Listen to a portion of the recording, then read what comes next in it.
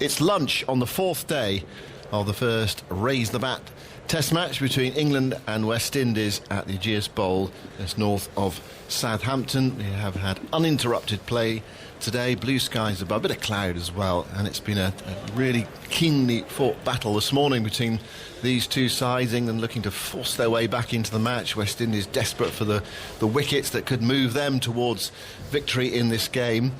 And at lunch, England are 79 for 1. They've been out there for 40 overs for those 79 runs. Sibley and Denley are together. Burns the man out, caught by Campbell at backward point off chase for 42. Did so much hard work, Rory Burns, and then I'm sure he will feel, well, his body language told you that, he will feel that it was a very tame dismissal. Alistair Cook is alongside me. Well, he's not that close. He's socially distanced, of course, at the other end of the box, left-hand side. I mean, you can understand Burns' utter frustration at that dismissal, can't you? As someone who's worked their way through and got to that situation, and out to, well, you describe it. You tell us what the batsman was feeling. Well, I've actually just seen Rory Burns, obviously socially distanced. I was doing a little bit of TV analysis at lunch, and he walked past me and he just looked at me with that knowing look and then pretended to kick kind of everything he saw up the stairs, and you can just tell his frustration. He played beautifully. Actually played really nicely, a proper opener's innings, wasn't it? Anything in the channel, he left, and it's real like, you come to me, West Indies, I'll only score, low risk batting. I'll only take the scoring opportunity when they're in his area, which we all know is a very strong leg side. He played a couple of cut shots, and the ball he got out to was a cut shot off Roston Chase. He was, it was a wide, it was short. Was it a bit quicker? Did Roston Chase throw in a bit quicker? Am I not doing him the justice of them? But it was 99.9 times out of 100 you would back Rory Burns either to knock it in the gap for one, or, you know, as he was trying to do, just cut it past backward point for 4. It's one of his scoring shots, and yeah, he just made a mistake, and that's what batting is, isn't it? If you make a mistake like that, you don't get the big scores, and when you do all the hard work, and you know, you have the conditions like we had in the first innings when they're cloudy and overcast, and you know, sometimes it's not quite in your favour. Actually this morning it was in the batter's favour. Yes, there's been a few going up and down, but not badly. Like, you know, you expect a little on day 4, but yeah, he will be kicking himself because there was 100 out there for him today. There'll be lots of club cricketers this afternoon getting out like that. Their eyes will light up and they'll hit it at backward point or cover or whatever. To just break down what he did wrong, and how can a Test player get out in such a tame way? I always go back to my last dismissal, my last ever game, when I got out cutting the ball after Joe Root got out. It was a short wide ball, it was there to cut, and for whatever reason I probably just saw it short and wide, and I just assumed I was going to hit it. I was just going to hit it for 1 or 4. 1 if I hit it okay, 4 if I hit it perfectly, and I probably just thought I'd already done it. And I'd say Rory Burns saw it short and wide, instinctively saw it. That's how I'm going to play it, and just probably didn't watch it well enough. And that's all it is. And the worst thing about that one was it looped to point, didn't it? So there's enough time to, you got that's going to be some runs, and then you hit it. And then you just sit looping to point, he's not going to drop it, and you've got to sit, and seems to take forever until it's there, and then for the next 3 or 4 hours you start beating yourself up about it. How long does it take to get a dismissal out of your system, a dismissal like that? I suppose it's different for different players, but what's it like in that dressing room for a batsman after something like that? I think it takes a while, more just because it's just your error. And you've thrown, and especially when you get 30 and 40, and Alice, my wife, would always have said I was more grumpy when I got out for 30 or 40 than I was in a single-figure score. And she never ever worked it out, really, because she was, you got 40. I mean, she obviously knew why I was upset, but that real killer instinct, that real annoyance of it. If you get a single-figure score, it's fine. But obviously 40 is better than 3, but it's just such an opportunity to go and get 150. So that was basically your worst score. Anywhere between 30 and 40 was your 30, 40, and then I hated a 70 because you probably start thinking I'm going to get 100. I mean, again, if you scored 70 every run, every innings, you'll be in the second highest average ever. But there's just that there's something about frustration which is very hard to deal with. Right, play's about to resume after lunch on this 4th day, and it's Dominic Sibley on strike, and it's Kemar Roach to bowl. Past the umpire now, wide of the crease, bowls to Sibley. Sibley stretches forward and plays defensively towards extra cover, and there's no run. So Roston Chase is off at the hotel end. He bowled how many overs consecutively, Andy? Roston Chase bowled 11 overs, 5 maidens, 1 for 17 before lunch. Well, he was the one that induced the mistake from Rory Burns. He held an end and allowed seamers to rotate a bit from the far end. I thought Alzari Joseph bowled a really good spell just before lunch. It looks as if he could make something happen. Well, it'll be interesting to see what he does this afternoon, Jason Holder. Well, here's a ball from Roach outside the off stump, keeps a bit low, angling in. He's wide of the crease there. He was allowed to go by Sibley. Do you start with Joseph after lunch, having bowled a promising spell just before lunch, or do you go back to Shannon Gabriel or Holder himself? Or? That's very close. I think I'd go with Gabriel because of Denley and Sibley are slightly susceptible to the ball nipping back, and that is Gabriel's great strength. And I'd have fired him up, make sure he was nice and loose, and given him, say, you got 2 or 3 overs. And then I probably would go straight back to Joseph. I think he's a really good bowler to right-handers. Roach bowls, that's on the pads or down the leg side. Sibley tried to work it away, missed it, and taken by the wicketkeeper Dowrich, well away to his left-hand side. Yeah, I think I'd be telling Gabriel, you've got 3 overs here. I want you to come and hit that pitch as hard as you can. Trying to not leave the stumps on that line and just vary your length. Obviously, I think you've got to go short now. This wicket has changed from what we were talking about first innings, where all the rewards were for full balls. I think that kind of pace in the wicket's gone, so you're not going to quite get as many nicks off. So maybe you can use a shorter ball. Roach to Sibley. Sibley is quietly forward there. Nice looking defensive shot. Back up the offside of the pitch. Stopped by Roach, who picks up and then lobs the ball to mid-off for the shining process to continue. Of course, you can't use saliva. You can use sweat and you can rub it on your trousers. And Roach walking very slowly back in the sunshine in Southampton. And Roach is back to his mark. It's still being worked on at mid-off. Now Roach has it and he sets off again. Past the umpire and bowls, and forward goes Sibley. Guides that away to backward point, and there is no run. 79 for 1. Roach, who is yet to take a wicket in this match, very steady in the first innings, 19 overs for 41, and he's bowled, this is his 10th, he's gone for 21 in this game. So he's been very steady. But he probably deserves a wicket, doesn't he? He's bowled really well, really well. Still on 193 test match wickets, far more than anyone else in this West Indies lineup. Sibley waits with his very open stance. Roach bowls to him outside the off stump. Again, it goes through low to Dowrich, who collects the ball and then, along with his colleagues at slip, sprints. Well, it started off as a sprint and then moves into a more gentle jog to this our end of the ground for the next over. 79 for 1. Who is it going to be? I think it is going to be Alzari Joseph to bowl. There was just enough for him before lunch. Got a bit of pace, that sort of springy run to the crease, slings it down, and both Denley and Sibley, particularly Denley, was prepared to take on the short ball, was rather discomforted. It's not an easy pitch on which to play the pull shot because you don't quite know how high it's going to bounce. Absolutely right. Slightly inconsistent bounce. It's not, you're talking about quick wickets at the whacker. Pulling is, you'll feel very confident and very true bounce. It might be quick and the cross-batted shots, but here, where you're uncertain how it's going to come off, it's a harder shot to play. You've got to be really got to watch the ball really closely to do it, not just expect it to come through at a certain pace. And Blackwood is back on the deep backwards square leg boundary, so 2 men back.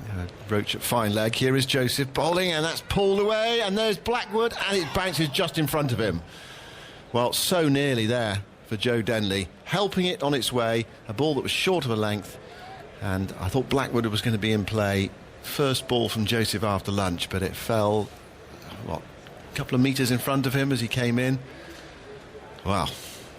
He took it on straight away, first ball, and when it bounces just in front of a fielder, it's horrible. I think they're the hardest catches to take, actually, because after you think, why not just commit to going at it? And I think if he went straight away and said, I'm going for that, and you'd much rather as a captain that he goes for it, it bounces just in front of him and goes for 4, you'd much rather take the risk, but I don't think he picked it up quick enough. Probably didn't expect him to play the shot first No. ball after lunch, and it just shows a little fine margins. And I think Joe Denley's got away with that one actually. Yeah, Denley on 2, got a single, 80 for 1. There's a leg slip in. That's Jason Holder for Dominic Sibley facing Joseph.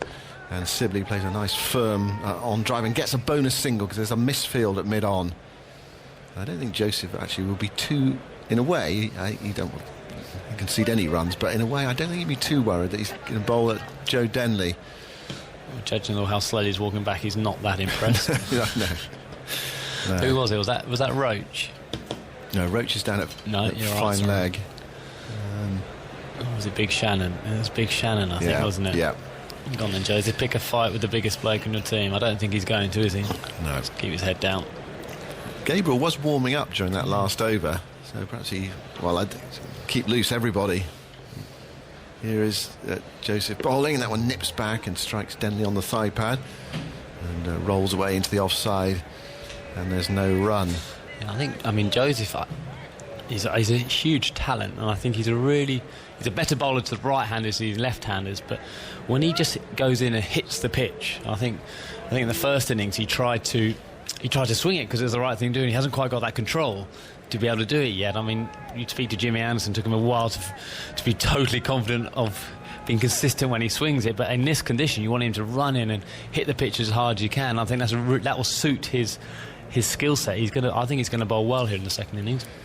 He tries again, bowls to Denley, it's full, dug out by Denley, and it beats mid-off. And it's going up towards the long-off boundary. Has it got enough on it to go for 4? I don't think it quite has. It was a sort of a block drive almost, rather than a full-blooded drive. Throws on its way. And Denley gets 3 runs, 84 for 1. Denley to 5. Yeah, I think Joseph thought I was going straight to mid-off. I suddenly saw him turn when he finished bowling the ball. He was so surprised it had gone for 3. I think he was expecting Ross and Chase to go straight to Ross and Chase. That's not going to improve his mood. His first 4 balls after lunch probably hasn't deserved to go for how many runs he has, but he has. Could so easily have picked up Denley from the first ball. The man is back on the deep forward square leg boundary now, and fine leg has come up to deep backward square leg. This is for Sibley. Joseph goes in, bowls short outside the off stump. Sibley ducks. Yeah, It's collected by Darrich. They've got the leg slip in, probably second slip, if that makes sense to if he was a left-handed. That's how he's quite fine, but he's been out twice or 3 times his test career down the leg side. Got out to Jofra Archer in the warm-up game, caught down the leg side. They're going to aim for his left hip to armpit, I think, here from Joseph, and obviously it's strange because it's his strength, but he's got out a couple of times doing it, so that I think they're going to target that for a little bit. 5-4 leg side field. It's full from Joseph. Pushed out towards mid-on. They're off for a quick single, and Shannon Gabriel hurls the ball at the stumps and misses them. We saw one of those just before lunch when Holder was at mid-on. It looked a very risky one. Holder was, I think, surprised to see them take him on. They were home there. If the ball had hit, I don't know. Well, we'll need the replay to see how close that was. But that was, well, I suppose you could say positive running. In a low-scoring game, you need to keep the board ticking over, rotate the strike. 1 more to the total, 85 for 1. That felt like quite an expensive over in the context of the innings so far. Was it 6 runs off it? Yeah, 6, 3 singles and a 3. So 85 for 1. England creeping up to parity. They are 29 runs behind after lunch on this 4th day. 98 overs today, 98 overs tomorrow, and while we might not get them all in today, we're supposed to get them all in tomorrow. So still a lot of time left in this game. Here is Roach bowling to Sibley, and Sibley there is struck on the pad leaning forward. It might have been an inside edge there, and one of those that there was no short leg in. It might well have gone off the inside edge onto the pad and then ballooned in the air. Sibley, who's prepared to do the hard graft here, really battling away. He's been there for 133 balls for his 33. Yeah, I think he had only scored 1 run on the offside up to lunch, hadn't he?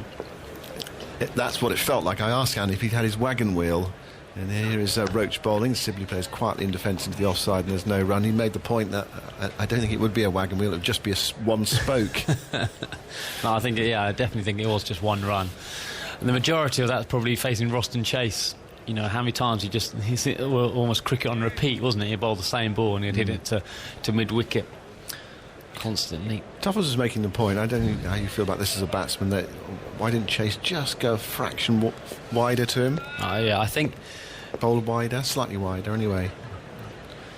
Sibley looks up to see Roach approaching. Roach is with him now. It's very full. It's dug out. Back up the pitch on the onside. Roach knocks it down with his right hand and prevents a run. Yeah, it's a really good point from Tuffers, but I think maybe they were going, well, he was going absolutely nowhere for that period, weren't they? I think Rory Burns and him scored 5 or 6 overs, and it's just a case of building pressure. There is a stat, and I can't quite remember it, something like your odds of getting a wicket if you bowl 3 maidens in a row go up quite a high percentage. So I think that was his job, actually, was just to bowl dots, and that's why he didn't bowl that more attacking line to him. Roach bowls wide of the crease to one that scuttles along the ground again for Dowrich. And it went past the outside edge, past the off stump, and we are seeing increasingly the uneven bounce in this pitch. I mean, mainly low balls of late, and then every now and again we'll get one that bounces a bit more. And of course, it's not easy to pull on this surface as well, because you just can't judge the bounce, as we mentioned just now. That one really did scuttle, didn't it? That was one of the lowest ones we've seen. Yeah. 85 for 1. 29 runs behind. Sibley 33. Waits for Roach. Roach goes in and bowls, and Sibley is forward, playing that short of mid-on. They're off the single, and that's very well judged as well by Sibley. He goes to 34. It has that. When you look at the pitch, you sort of feel it's inconceivable this game could end in a draw, but I mean, it's a possibility. Although, you know, I suppose it depends how long England can tough it out for in their second batting effort. It is. And it's, you know, I think they spoke about that. They must have spoken in the change room a little bit about trying to put a bit more pressure back on the West Indies bowlers by these singles. 3 times Sibley now has hit the ball straight at Shannon Gabriel, and maybe it's because it's Shannon Gabriel, but they've just took off straight away. And I think before lunch they weren't doing that, and kind of get stuck on the end. Roach bowls to Denley, excuse me, outside the off stump. Denley ignores it, and it is through to Dowrich. 86 for 1. Zoltz. Yes, Sibley has 1 run on the offside out of his 34. That was a single up to the mid-off area. He scored 18 behind square on the leg side and 15 in front of square on the leg side. We're talking about the likelihood of a draw. CricViz have their win predictor. They have England at 25%, West Indies at 30%, and the draw at 45%. So the draw is most likely on WinViz. Yeah. But you look at the pitch and you think sudden, you know, there could be a clatter, and also there could be more as the game goes on. There could be more uneven bouts in this surface. I'm surprised the draw's quite as high as that. I mean, I'm not going to doubt your technology, Andy. Well, it's all the stats that go into it, isn't it? WinViz, and they come up with this ongoing prediction, you know, where the game is at the moment. But sometimes you look at it and you think, it doesn't feel right, but anyway, there we are. They're saying the draw is the most likely option at the moment. Here is Joseph bowling to Sibley, and Sibley plays quietly in defence back up the onside of the pitch. It's picked up by Alzori Joseph to his right hand side, but you can see all sorts of other scenarios. I mean, I always think, you know, with cricket, say we're only 19 balls from the end of the match. That's one way of looking at it. That suggests you had a very high opinion of your own bowling and a low opinion of your own batting. Well, it's one way of looking at it, isn't it? You know, the game can move quickly with the ball. Here is Joseph moving into bowl to Sibley, and Sibley turns that to mid-wicket, and there's no run. Of course, to have a conclusion, we wouldn't need all 19 of those balls. You might find that if England are rolled out, then West Indies only have a few to knock off, but that's the limit of it. 19 more wickets, but perfectly possible that we could have those in the time remaining. It's been a really, I mean, we had the frustration with the weather to start with, but it's been a fascinating game. Real tussle. Here is Joseph bowling to Sibley, who guides that away down towards the third man boundary, and there we go. 4 more runs on the offside behind square. Nicely played. Ball outside the off stump, riding the bounce there from Joseph and finding the gap. And it rolls down to third man, and Sibley goes to 38. He goes from 1 to 5 on the offside in this innings. And England are 24 runs behind now. He played that well, just let it come. Rode the, probably bounced a little bit more than he expected, actually. He just rode the bounce, and with only one slip and one gully, plenty of space in the race down to third man. Yes, he has got this 5-4 onside field with the leg slip and the man back on the deep square leg boundary. Joseph bowls to Sibley. Sibley's forward to a ball outside the off stump, pushing it up to mid-off. And there is no run. Keeps looking at his bat, doesn't he? Looks like an old bat, a bat which he's used for a while. There's always... Did you get attached to your bats, or do you see them? You always liked him. If you got a bat which scored runs, you liked him. But I didn't keep on that long. I kind of like moving them on. I don't know. I felt like the fresher bat, I think. Joseph rushing into bowl to Sibley, who drives. Nice looking shot. Yeah, stopped by Joseph to his right hand side. Again, he looks at the end of his bat, and I think he's going to wave the dressing room and say, I need a new one. Well, the toe is split. What it looks like. There's a problem with the toe end of it. He must need one now. There's no point. If he wants a new bat, surely you want it right now for this ball. You'd think so, wouldn't you? Although he's been looking at it for 2 or 3 balls now. He has waved for a new one. He's probably said wait to the end of the over. But yeah, if you miss out on a half volley now. Well, exactly. Joseph bowls to Sibley, a short ball that doesn't really get up outside the off stump, and Sibley bends at the knees and allows it to go past him through to Dowrich, and that is the end of the over. So on we go. England yet to lose a wicket after lunch. 44 overs. What's that? Henry Moran's camera, who's been keeping an eye on us, is just fallen off. It's just fallen off. Time for Jonathan Agnew to bring some sanity to proceedings. Made me jump there.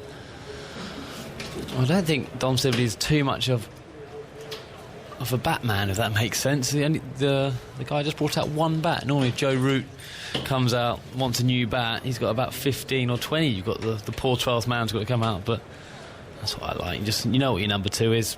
Straight onto it.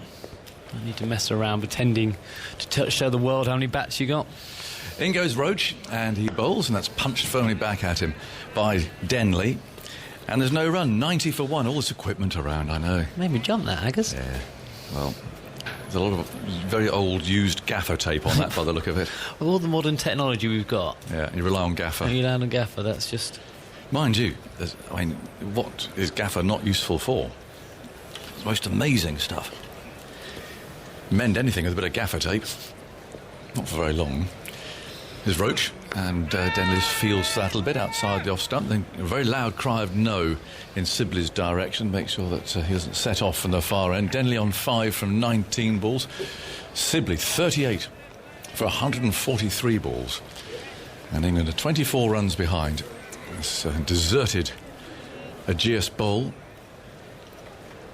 Just a few ground staff, reserve players sitting at the far end, and a photographer or 2, and that's about it. In goes Roach, and he bowls outside the off stump with a grunt, and then he just swishes the bat away. There's an irony, isn't there, where there will be more people watching, possibly if they're playing Ufford Park versus Barnock Cricket Club in Lincolnshire, in the Stamford area, than there are watching a test match.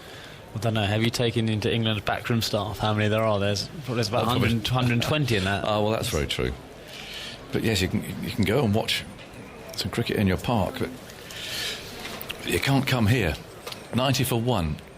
England 24 behind. Roach on his way again. Bowls his edge and just falls short of second slip.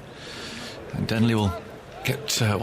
Well, yes, he will get 2. There's an uncertainty there. Oh, with a direct throw hits the stumps there. But he's in his ground again, so nothing is done. Denley's picking the stump. I'm not sure he's allowed to do that. It's the umpires only who touch the stumps. He's knocking them back again. It's one of those sort of habit things that you just do. Yes, I know.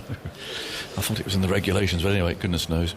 What we haven't seen is anyone told off yet for accidentally using any saliva. They must have really got that into their systems during nets and during the practice games they had, or practice game they had. Really rammed it home, because if you you get 2 warnings and then it's 5 runs. 92 for 1. Here's Roach. Bowls. That comes cutting back. The peel flag before wicket. And Roach immediately gestures to the slip, so that was going down the leg side. Looked close from here, didn't it? It did actually. Did the right things. It cut back and kept low, but it came back too much. I mean, slight issue, Aggers, with you making the youngest man try and get a curry for tonight. Well, I just think it's about time that you I don't know, just pulled your weight a bit, as well, I suppose, putting it kindly. Yeah, well, what are you doing? Another year that crash, everyone. Henry's trying to fix it. As you're right, the gaffer tape didn't last very long. No, it didn't. It's a one use only, I think. So I texted James Vince actually last night. Here's Roach, and this is pushed away down to mid-on by Denley on the front foot. And there's no run. Okay. After you gave me the instructions that you wanted. We need to dine. We can't dine out. We need to dine in but from out. Yes, obviously takeaway. So I asked him what the best curry house was in this area. So he came back with the Mystery Takeaway, which sounds... Mystery? The Mystery is called the Mystery Takeaway. He sent me the link for that. And I've tried to get in contact with them. Right. By email. I'm not sure how many people have emailed a curry house before, but I decided that I'll do that this morning because I want to be prepared. You know, the boss has asked me to something. I'm trying to be organised for once and in my life. Well, it's good. I mean, you've had the silver spoon all your life. You just rocked up. Someone's cleaned your boots for you. You know, give all the throwdowns, everything else. Captain of England, all these people bending, everything else kowtowing. But no, I think it's time to get you something organised. So is it happening or not? I don't know. Yeah, right. It's a mystery. You don't know. Well, I still got. Well, we're not going to finish before 7 o'clock, are we? No. So by the time we all finish our post-match analysis and you write your articles for Waitrose and all that, got to be done. 8 o'clock delivery. That sort of thing. Exactly. I've got a bit of time, but I don't know so far no luck. I don't know how they get in. How does the food? I don't know. Well, I have seen the West Indians have some takeaways. I assume it's allowed, yeah. Right, okay. Otherwise we're going to get another slap on the wrist. Well, yeah, we've had one of those already. Gabriel's on the way. Here he comes, hurtling in and throws his first ball outside the off stump. And not literally, but hurls it, and there's no run. He plays no shot at that. 92 for 1, 22 behind. Sibley 38 not out. Well, we'll follow that. I'm looking forward to seeing if you can manage to do that. I am feeling a little bit of the pressure. Isha said she's a curry snob and really likes cooking it and this, so I'm feeling a little bit under pressure. I think she is a very accomplished cook. No, I've heard. She produced a book of all her mother's favourite recipes. So when she told me she cooks it herself, I was like, well, I can't cook one here, can I? No, I don't think you can. You can whistle up a Primus stove or something from somewhere. But no, everywhere's sort of been stripped, isn't it? Yeah. Here's the next one, Gabriel. Was on about middle stump. It's turned by Sibley to mid-wicket. Yeah, the whole place is just stripped of everything. You don't even get the biscuits in your room, do you? You know, no. You get to a hotel and the first thing you look, what biscuits are they? Raid the coffee biscuits. Yeah. No, I think I saw. I mean, they obviously had gas masks on. But, 2 women going into Tuffer's room to do a sort of a light freshen up. I think they were calling it. God, I wouldn't want to go out there after 4 days. Well, nor would I. And I think they were very wise to go equipped. Was Tuffer's in the room at the time? No, I think they made sure that wasn't the case. Gabriel bowls very full indeed, and he's got that away down to third man. A chase for the slip fieldsman. The ball rolling gently towards the boundary. It's not quite going to get there, and they'll come back for 3. I think it's 3. Yes, 95 for 1. Normally you'd have the crowd, wouldn't you, there roaring as the ball was heading towards the boundary. The fielders stretching out. I think the players from both teams have done pretty well, given the absolute lack of atmosphere, haven't they? I mean, there is nothing. No, the only applause that you hear is from the middle, and you get some sometimes from the dressing room at the far end, but otherwise there's nothing. The boundary is hit, might be a beautiful stroke, and it's silence. Yeah, it's been intense cricket actually, hasn't it? There hasn't been a moment of the game where you thought, oh, they're just drifting here. No. I know that tends to happen in lower scoring games. Yeah, I've been impressed with that. 95 for 1, so England are now 19 behind. You've got 9 wickets left. Gabriel's on his way, bowls wide of the off stump. Left that nicely. Denley taking the bat out of the way. Big innings for him, as we mentioned, and of course for Zach Crawley as well. Although, would you imagine? I don't know if you can have made your mind up if you are the selector, because if one of them's, if you made your mind up, the other one then goes and scores 100. Yeah. I would say they would probably stick with Denley in terms of he's batting at 3. Because if they wanted Crawley to bat at 3, you'd keep him at 3. If that makes sense. Yep. I think they're giving Joe every opportunity. Does that make sense? I think if they were going to say that the top order for the summer was going to be Burns, Sibley and Crawley, yes, then there's made no sense of him batting at 4. It's Gabriel bouncer, Denley's underneath it. Hostile delivery. If that makes sense, you'd have. No, I get that. But if Zach scores 100, then you don't leave him out. So then he earns the right to goes up to 3. So I think if you probably said before the game to the next game that Zach would miss out and Joe would come in, that's what Ed Smith would have said. But you have an opportunity, and Crawley has this one game to try and change the status.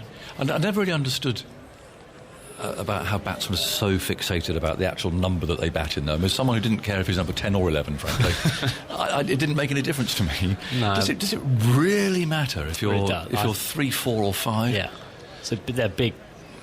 Gabriel bowls outside the off stump, and Denley allows the last ball of that over to go through. 95 for 1. Well, not many times I did bat down the order for England, but I batted at 7 in that Sri Lanka game when I actually went into Silly Point, didn't I? And the bloke last over before lunch, we didn't have to wear pads there, and I thought, there's only 2 balls, he's going to block it. Oh, that's right. And he absolutely whacked as hard as he could into my knee. Yes. And I had to So you're actually off the field. I went for a scan. I couldn't then open the batting. Yeah. I actually couldn't walk up the stairs that night, but it seemed to loosen up pretty quickly. So I batted at 7. It's hot. It's so different. I give them stick saying. I get 7 would be. No, but you go in with the ball softer, and I was like, God, it's so easy. It's so easy, but actually, I was so used to opening the batting. I batted at 3 for a little bit. So used to it that I didn't like it at all. I like getting out there, and I think it's a really tough ask for Zach to bat at 4. If you've never done it before in an international, and then to do it the first time in international cricket, I think that's really hard. Is it? That's interesting. Yeah, because to do batsmen just have this. I don't know whether this is even just superstition or something. But in goes Roach, starting a new over. Oh, I felt for that and missed it. Lucky. Didn't find the edge there of Sibley's bat on 41. I mean, it's not like Joe Root, who's... I was just about. You should ask Joe Root what the difference of batting 3 and 4 is. Yeah. I mean, is it just psychological in his case? Because he's the same player whether he's batting at 3 or 4. Wonderful batsman. He's actually had some success at 3. Andy Open got 180 opening as a young man at Lords against Australia. But he just doesn't want to do it, does he? He doesn't want to bat at 3. It might be that he wants to, but you would again be able to answer this. He might want to clear his head a bit after captaining in the field, his Sibley, letting that go through outside the off stump. I just think I think that is probably an element that he buys himself a little bit more time. He just feels more comfortable doing it. I think maybe if he wasn't captain, he would probably like that added responsibility going 3. I think probably you probably hit the nail on the head. Just that extra little bit of time to come off. Take your captaincy away for that, just a little bit, and just get there. But I was just so used to doing it that that's just what it was for me. When did you start thinking, if you were obviously captain out in the middle and having to set the field and bowling changes, off goes Roach, and this is played off the front foot calmly enough by Sibley, who's on 41. When did you start thinking about batting? 9 down? 8 down? This is a silly thing. You kind of always were thinking about batting. Is it in your mind? And there's always this, you're watching the other guy. Even when you were standing at first slip for the first over and Jimmy was bowling, you'd be looking at the pitch going, how's that going to play? You start thinking about it all the time. I was pretty good. I mean, I did just captain, and then as soon as the last week, there's 10 minutes, quite a long time you run up. That's all you really need, isn't it? Yes. But I think... Here's Roach, Sibley forward. Defensively, but I think you're always trying to look at the clues, what the other opposition players are playing, how they play, how's the pitch responding. So I think you never not think about it. Even at like 10 o'clock at night, you're thinking about batting, aren't you? It was all your stuff laid out perfectly for when you came rushing up the stairs. I mean, think of Lords, they've got to go all that those stairs into the dressing room. But was it all immaculately just ready to go? No, it wasn't but I did know where it was. It wasn't. I was not an Alex Stewart held. Jonathan Trott was the man who was in our team. Oh God, absolutely everything was in right order. Here's Roach, and that's pushed back at him by Sibley once more. Bang on target, but nicely played by the opener. No, mine was never. I did know. Say they were 8 down, at lunch, Yes. I would then make sure I had everything Good to go. just good to go. It might not be immaculately placed, but I would have just double checked, because that would have driven me mad, just trying to rush for it, trying to find Yeah. something when you're trying to But you look get for it. batsmen going out without boxes on and all sorts, don't you? Presumably they're just sort of in a bit of a flurry and forgotten to do it. And you can see how it happens. Roach bowls, and that's pushed away firmly again by Sibley. Very accurate over, but I must say Sibley was up to it as well. Played it very well. 41. He's faced 152 balls now. And England are 95 for 1. And also in the one wicket today was Burns, kicking himself, I fear, for the way that he got out. He didn't get on top of a short ball from the spinner, and just sort of slashed a catch really to backward point. In the meantime, we've had lots of reaction to our classic view from the boundary interview that we ran at lunch, and there's 40 of them celebrating 40 years of that feature. As we mentioned earlier, Russell Crowe, Alice Cooper, that was a funny one. Lily Allen, Peter O'Toole, Christopher Lee, Cressida Dick, Sam Mendes, Elton John, the Duke of Edinburgh. Lots and lots, and good fun, all of them. Really bring back memories. And when I look at the list of ones that I've done, I think, oh, really, I can't remember doing him or her, or where it may be. There's so many that we do every year. In comes Gabriel from the pavilion end, and then he just pushes that away from a good length down the ground to mid-off. And there's no run. You an Alice Cooper fan, Carlos? No, I guess. You're not? I've been taught a lot on TMS, to be honest. I've probably received more homework than I've given on TMS. Well, Alice Cooper was an interesting one, because what we do, these are the interviews of the celebrities, you see, who we do on a Saturday lunchtime. They love their cricket, and so they come on and we interview them, and they talk about their love of cricket, and then I'll talk to them about their life. They're often actors or just famous people, musicians. Denley plays again down to mid-on, and there's no run, 95 for 1. And all that we say, as I was chatting to Peter Baxter there at the start of that interval, was that obviously they want them to know something about cricket, because they're quite low. 35 minutes, it's a whole lunch break, and there's nowhere else to go. You can't hand back to a studio or have some travel news or anything. It's 35 minutes with that person. These So- shipping No shipping. Yeah, you've learned about that. Learned about that as Yeah, well, I'll test you on the various zones later. But no, there's nothing like that. So it is you and that person. So you want them to know something about cricket. Here's the next one. This is a short ball that Denley tries to cut through point. We've got a bottom edge on this, and Roach comes rushing round in front of us here and throws the ball back in from fine leg. So a lucky one there for Denley, who moves to 9. So when I was just about to sit down and commentate, the 20 minutes is actually up to tea break, Alice Cooper. I was about to sit down and commentate, and as I was just sitting down like this, and I got Geoffrey Boycott beside me, and I just about to put my microphone on, and I turned around to Adam and said, what's happening at tea? Adam, you haven't told me what I'm doing. And he said, oh yes, you're interviewing Alice Cooper. And I said, what? I said, why? And Adam said, I don't know. I don't know. Well, thanks very much. So I pulled the headset on and started commentating. Here comes Gabriel and so on, commentating away.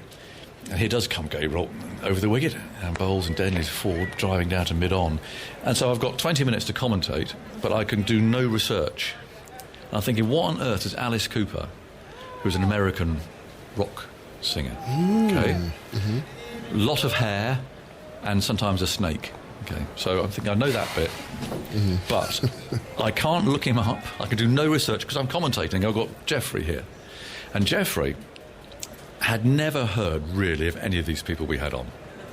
Geoffrey lives in his own. We've been talking about bubbles. Geoffrey lives in a bubble. Okay, he doesn't know many of these people. So I thought, well, I had to be honest. I thought, well, maybe he won't turn up. Think on the bright side, because they often don't, these celebrities. Here's Denley turning us down to fine leg, and they take a single to 98 for 1. But then with about 10 minutes to go before tea, the door opened at Lord's, and I could look round, and there, well, I think a picture just came up in front of us there. There was a man standing there with hair down over his shoulders, leathers. Can you see on your screen? My screen's off. Oh no, that's no good. It's on this one. leathers on. Alice Cooper. See? If there was ever a rock star look, that was it. There you go. So I thought, well, okay. And it's a very long hair. And here comes Gabriel. And that's turned away, clipped away to mid-wicket, straight to the fielder. And there is no run. So I think, okay, right, well, we're going to have to, we're going to do this. Alice Cooper walked in with his wife and sat down at the back of the commentary box, okay? So I said to Geoffrey, Geoffrey, you're just not going to believe who I'm interviewing at tea time today. Thinking, what does Alice Cooper know about cricket? But it didn't really matter. My brain's going. And Geoffrey sort of, well, I don't know. I said, Alice Cooper. Alice Cooper. And I pointed with my thumb behind where Alice Cooper was sitting. You say, Alice Cooper. Geoffrey's completely blank. I really want to hear this Geoffrey Boycott response. Completely blank. Well, you might be able to guess what it was, because he turned around, he had all his headsets on, so the microphone goes with your mouth, you see. So he turned round like this to see, and he said, hello, Alice. He said, nice to meet you, love, and shook Mrs. Cooper by the hand. He thought Alice Cooper was his wife. True story. And Henry's charged with finding it from somewhere, but I don't know if he ever has done, but it went out on the air. It was brilliant. Yeah. Nice to meet you, love. Well, you don't call Alice Cooper love, do you? You don't call anyone love these days, I don't think. But this is pushed up to mid-off, thinking about a single, and they don't go, but oh dear. It was a classic. A classic. And actually, it was great fun. He liked his golf. It was probably good it wasn't in the back of the commentary box that then. I would have burst out laughing. Well, yeah, he would have loved it. Very uncomfortable. He was very, very nice. Very nice. I said, Alice, I'm a bit uncomfortable calling a man Alice. I mean, he said, call me Coop. Call me Coop. So he's called him Coop all the way through. He's probably been in that conundrum a few times. Yeah, well, we talked about cricket. People hitting a sixer. He was very excited about that. Here's the next one. Holder bowling from this end is driven to mid-off. Did he compare cricket to baseball a lot? Well, he did a bit from memory. But the one thing I was relieved, apparently his act, and I've not seen Alice Cooper live, involves quite a lot of blood, I think. Isha looks as if she knows. He's a Wayne's World. He's a what? He's in Wayne's World. Right, I can't really hear what she's saying, but there's something going. Anyway, that involves blood. And thankfully, neither the blood nor the snake came with him. His holder outside the off-stump Denley allows that to go through with a bit of a swish of the bat. But anyway, he was great fun. So that's a sort of, sometimes you do these guests without any warning, which is quite exciting. Well, when I had the opportunity to come on TMS, I heard about the cakes. Oh. And I was looking forward to asking for salted caramel cakes, but I'm afraid, Bio Carlos. Bubble and yeah, you'll have to wait till next tour, I think. The only thing I've been offered is curry. Tonight? Yeah. Ah. Well, I would say there's only a reasonable chance of that happening. His holder, and hits him on the pad. So shaping down the leg side, that one. There's a sort of half-howled appeal by the West Indies captain, 98 for 1. The trouble is that we've put Cook in charge of it, so it won't happen. I'm afraid. It won't happen. I heard him on air early, was contemplating if to be a good sport or if to fail this first time around so there wouldn't be a second. Feeling that short leg, you're the youngest in the team. Yeah. If you're too good at it, you can be consigned there for a period of time, so you just drop everything. Do you think that's what his tactic is? Well, I'm disappointed that is his tactic. Holder runs away from us and bowls wide of the off stump, and Denley again allows that to go through. He's on 10, Sibley 41. England are 16 runs behind. Well, I hope it happens. It'd be nice if it does. We'd all get together, 2 metres apart, of course. And I looked from my room last night and saw a nice little gathering, about 4 tables, 4 people just dotted around. Oh, yes, below us. I think there's the ECB. I think I don't know who they were, but it was just interesting. There's a noisy gathering from further down the hotel as well, socially distanced from different balconies. That I heard. Denley Ford, the ball keeps a little bit low. And there was one very distinctive, there were 2 very distinctive voices I could hear. One was Ebony Rainford Brent, who's got one of the loudest laughs. And the other was Isha Guha, who was coming in next. A girls' night happening down the far end. With a guilty look on her face, might I add. That was another maiden for Jason Holder. He's now bowled 5 in a row, 4 at the end of his spell this morning, and another one to start his afternoon spell. Isha is frantically plugging the cable in. The defender. Go on, Isha. I'm not even going to deny it. Sorry. It happened. We haven't seen each other for such a long time. All the girls got together. Tell us all from a about distance. girls' night. From a distance. As in comes Gabriel on the outside, the off stump, very close to that top of off as Sibley leaves again. He's on 41 here. He's really dug in, 154 deliveries that he's faced. And he's now coming down the track and pushing down some of the track that See, he just hit a length, didn't he? And he's just prodding on that. If he'd seen Dorwich diving away, you'd swear so much was happening. That one did a lot after it passed the stumps. So trailing by 16 are England as Gabriel turns at the top of his mark. Here he comes running in now, Bowles. Denley pushes to the offside through the cover region. He'll push for 1. He'll come back for 2 as the throw comes in. And Sibley goes to 43. And that is 100 up for England. 1 wicket down. Rory Burns out a little earlier for 42. Loose ball from Roston Chase that he flayed away and was caught at point, and since then it's been more dogged test cricket from the England team. Admirable effort by the West Indies. Have taken them 49.2 overs to get to 100, so they've not gotten away. 2 men back in the deep on the leg side for Sibley. Open stance as he comes across and pushes back past Gabriel. Driving, hits the stump and heads on out to mid-on, who has to change direction to collect the ball as Sibley scuttles through for a single. 44 to him then, 101 for 1. Trailing by 13, Andy. It took exactly 30 overs for England to get from 50 to 100. Yeah, I mean, that is one thing that the West Indies will be pleased about, is that they have been able to retain some control. Well, they haven't been taking wickets. England haven't been going at a fast scoring rate, but at some stage they might look to just increase that and then take a few more risks maybe when they're trying to set up the game for tomorrow, as Gabriel pushes away, running towards us now from the pavilion end. Arms pumping, Bowles. Denley drives. Point dives to his right to stop the ball, but he's able to come through for 1, Denley. And he moves to 11, 102 for 1. We're into the 50th over of this ball. 10 overs that we had last night. Yeah, it's been proper test cricket, Isha. The game is poised as such.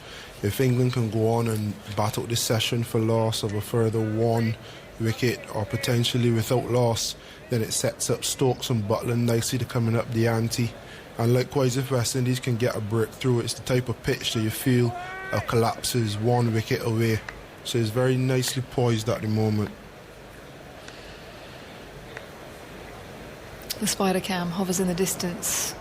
Sunlight breaks through the clouds as Gabriel Bowles down the leg side. Sibley looking to whip that away, but not able to get anything on it as it goes through to Shane Dowrich.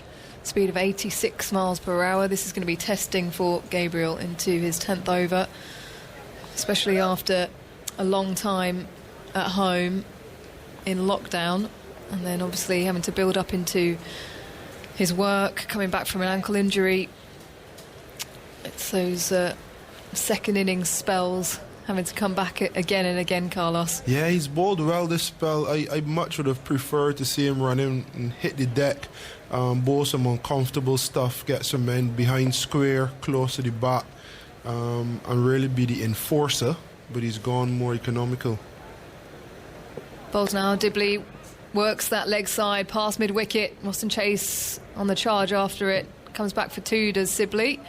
And we'll push for the 3 as well. Flashes of fluorescence from the soles of his shoes as he heads to the other end.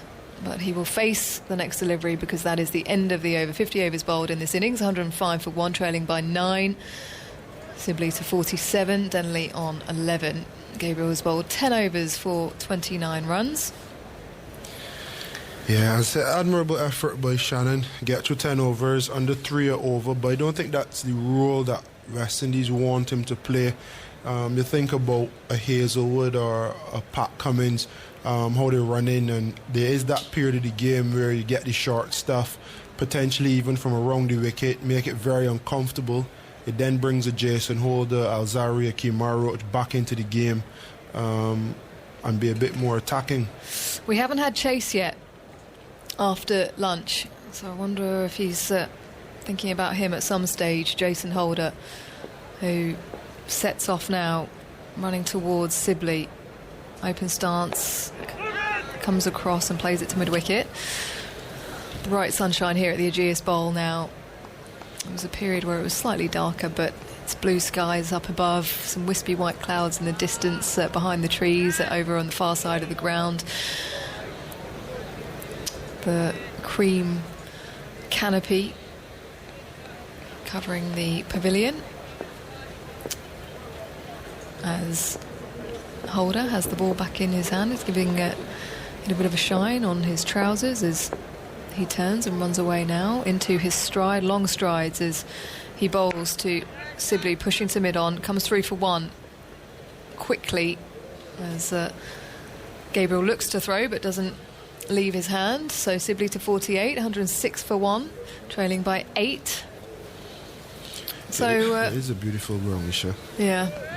How much time have you spent down in Southampton in the past? Not much. We had a warm-up game before the World Cup last year at the nursery ground, and then we had a couple of games here. One was rained out against South Africa, one we lost against England. Yeah, but it's beautiful, man. Full facility. Denley, bat high in the air, drives to cover, no run. You've got to prepare yourself, haven't you, for the CPL coming up? For CPL, how are you gonna get your training in? Not eating curries from you and Cookie and Aggers. There's some sweets that Adam Montford is placed as soon as you enter the door. Trying your best to get me out of shape.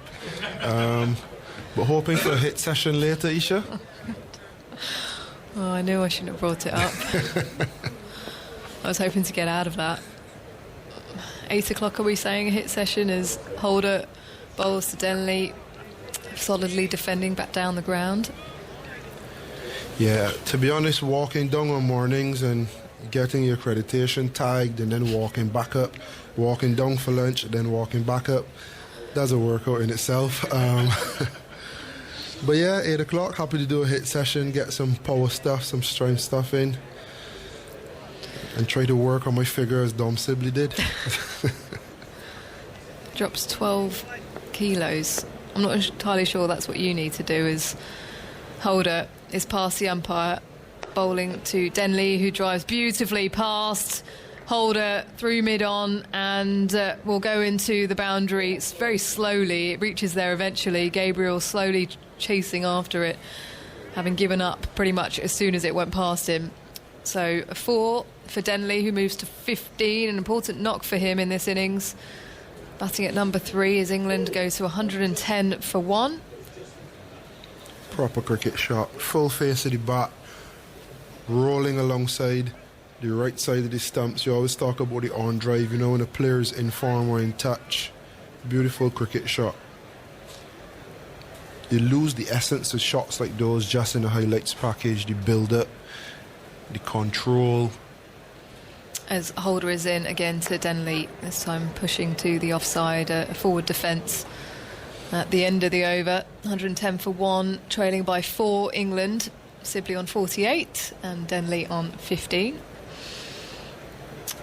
I've had some tweets in, Carlos, and I've had one from a guy called David Brewerley, who has sent in a poem. Now, sorry, it's a limerick. That is a very different art form. Yeah. Sorry if I offended anyone with that. I am new to Twitter. I hope I have done this right. If you're happy to read this on the radio, I would be very happy. From David Brewerley, okay? As Gabriel will continue from the pavilion end.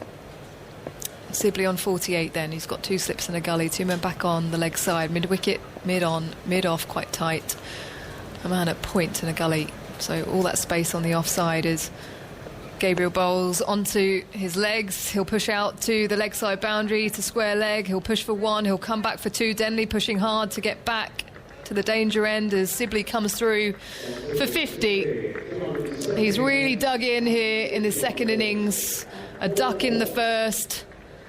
And wanting to convince everyone why he should be the man opening the batting with Rory Burns. Second score of 50 plus in 7 tests to add to his century in South Africa.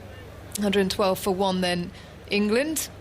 Andy? 161 balls it took him and 4 boundaries so far.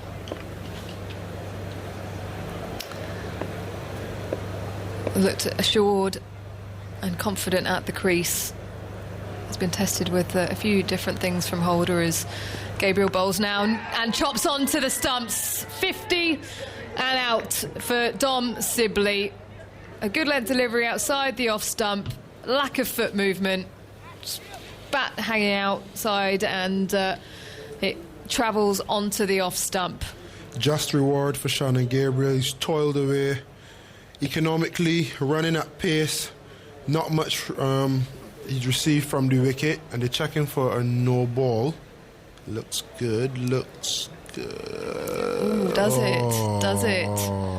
I don't think there's any part of the boot behind the line on first impact. This is going to be a touch and go one because there's a bit of a shadow that's making it difficult to see, but the back part of his boot, I think, is in line with the line of the crease.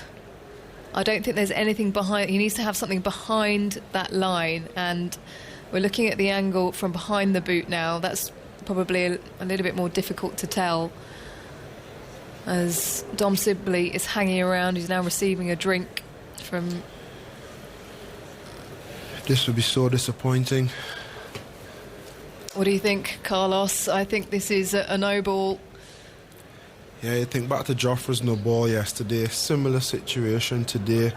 And I mean, I always sympathise with bowlers who have no ball problems, but if we're being harsh, the line doesn't move. Simple disciplines, and when you work as hard as he has, deserves this wicket as much as he has, and then you lose it because you overstep. It's very disappointing, man. And that would deflate. Richard, you're on screen now to no ball. That would deflate No the team, and it is a no ball. Yeah, you heard the third umpire, Michael Gough, there, and Shannon Gabriel slapping his leg in frustration, and now moving away from the group that has formed out in the middle at the northern end. Towel hanging out the back of his trousers as he slowly makes the walk back to the top of his mark. He'll have to go again, Shannon Gabriel, wicketless in this innings after toiling away in relatively warm conditions, the sweat across his forehead, and it's just huge frustration because Dominic Sibley was proving hard to dislodge. Yeah, it'd be frustrating, and I mean, not to harp on, but you need now someone in the field to really pick the slack up. Everyone looks deflated. The energy was up, energy was high. They worked, they toiled, finally got the breakthrough, only for him to be reprieved by a no ball. It's going to take a lot of character to bounce back from this. Well, here he comes again, Dominic Sibley, crouching in his crease as he leaves the back of a length delivery over the off stump through to Dowrich, an easy one that was probably about a metre over the stumps. 2 slips and a gully then are in position, and still that gap remains at cover. He's got a point and a wideish mid-off for him to try and play that shot once more, but a loose kind of shot, that ball before from Dom Sibley. It might just refocus him, an opportunity and a reprieve after that no ball from Shannon Gabriel. Trailing by 1 then England, as Gabriel runs in now. Bowles edged and gone, looking to work it leg side. And he turns it around the corner. Shane Dowrich with another good catch, diving to his left. He was in full flight taking it, and Dom Sibley will have to go this time. Shannon Gabriel doesn't have to wait too much longer, and probably a bit of relief for him after that error just a couple of balls before. So Sibley does go for 5 eventually. And Shannon Gabriel has his first wicket of this innings. England 113 for 2 as Dom Sibley makes that walk back to the pavilion. In will come Zach Crawley then, arms swinging just to warm himself up. So happy for Shannon. 2 balls ago, all doom and gloom. 2 balls later, got the wicket and in a much better position now mentally, him and the team.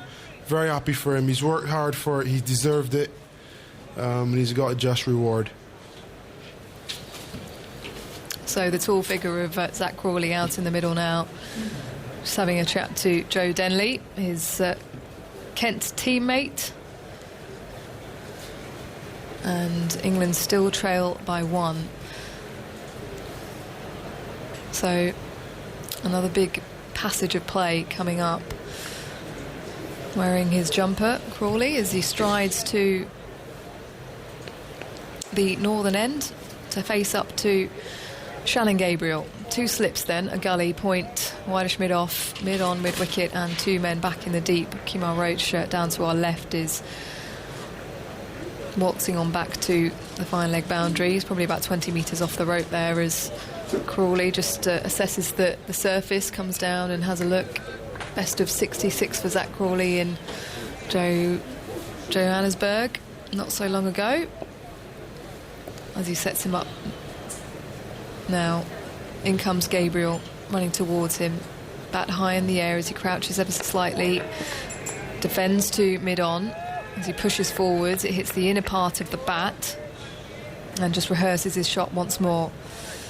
Austin Chase giving the ball a shine at mid-wicket.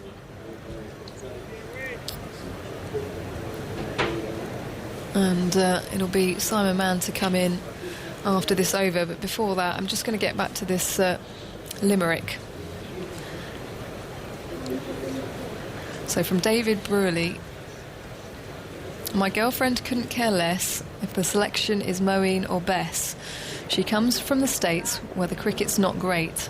So this matter must now be addressed as Gabriel is in, past the umpire, bowls to Crawley, who's pushing again to mid-on. No run. Alas, she could not give a hoot if it's Crawley or Denley for root. She is totally bored by the dropping of Broad, but can now name the team. Ain't that cute? I still say Ditcher. That's great. I love that. Quality. Perfectly summarised, David. So, final ball of the over. Crawley. Set up on leg stump as he taps the bat down. Gabriel rushing in now. He bowls. Crawley drives to mid-on once more. At the end of the over, it is 113 for 2, trailing by 1 England. Denley on 15, Crawley on 0. Jem has a limerick just out of date. There was once a batsman called Sibley, whose bat wasn't wobbly nor wibbly. With sureness he played and swatted and flayed and dispatched the Windies quite glibly. Swatted and flayed? Have you been watching this innings? Yeah, not so sure about that one, It's an Jem. admirable knock, but no swatting and flaying. Your thoughts on that, Carlos, as Simon Mann will come in? Speechless. He did say Sibley, didn't say which one. Definitely not Dom Sibley. Sibley's final figures, 50 from 164 balls with 4 fours, his second 50-plus score in Test cricket. Good afternoon. Here is Holder moving in to bowl. It's a short ball, and Denley ducks underneath it, and it goes through to Dowrich. 113 for 2. Denley on 15. Crawley's just come to the crease. Sun is shining, and West Indies pressing here for more wickets. England still behind. I suppose you'd said to them at the start, if you could knock off the deficit with just 2 down, you'd probably accept that. You'd think, no, that's not too bad. And then everything from here West Indies have to get. Yeah, I mean, admirable Test cricket, man. I really enjoyed today's play. The bowling unit would have been happy with how they've controlled proceedings. The batting unit would be happy that they've only lost 2 wickets thus far. Good stuff. Denley waits. Holder goes into bowl to him outside the off stump. Denley allows it to go. There's a real arm wrestle going on out there today between these two sides. Yeah, I felt as though Denley came in and really tried to assert himself. Came into bat in a difficult situation just before lunch. But he settled down quite nicely now. More like the Joe Denley of old. I've always felt as though he works so hard and he soaks up so much pressure and so much deliveries that when that one with his name comes down, he doesn't get the big score he deserves. He looks up to see Holder approaching, and Holder bowls full on off stump, and Denley clips it straight to mid-wicket. And there is no run. I wonder whether, when the freer players come in, whether England's approach will change a bit. Inevitably, the likes of Stokes and Pope and Butler, whether they will score quicker. But the job that these top 3 and now 4, and Crawley only just come in and have done so far, I mean, it has been in keeping with the way England are trying to play at the moment, but also the situation of the game dictates that they play like that in a way that try and wear the West Indies bowlers down. Here's Denley playing back down the pitch and there's no run, and chisel away at the deficit and then just try to piece together some sort of score that could challenge West Indies in the 4th innings of the match. And when you think about the batting order of England, you have Burns and Sibley, Denley 3, Crawley 4.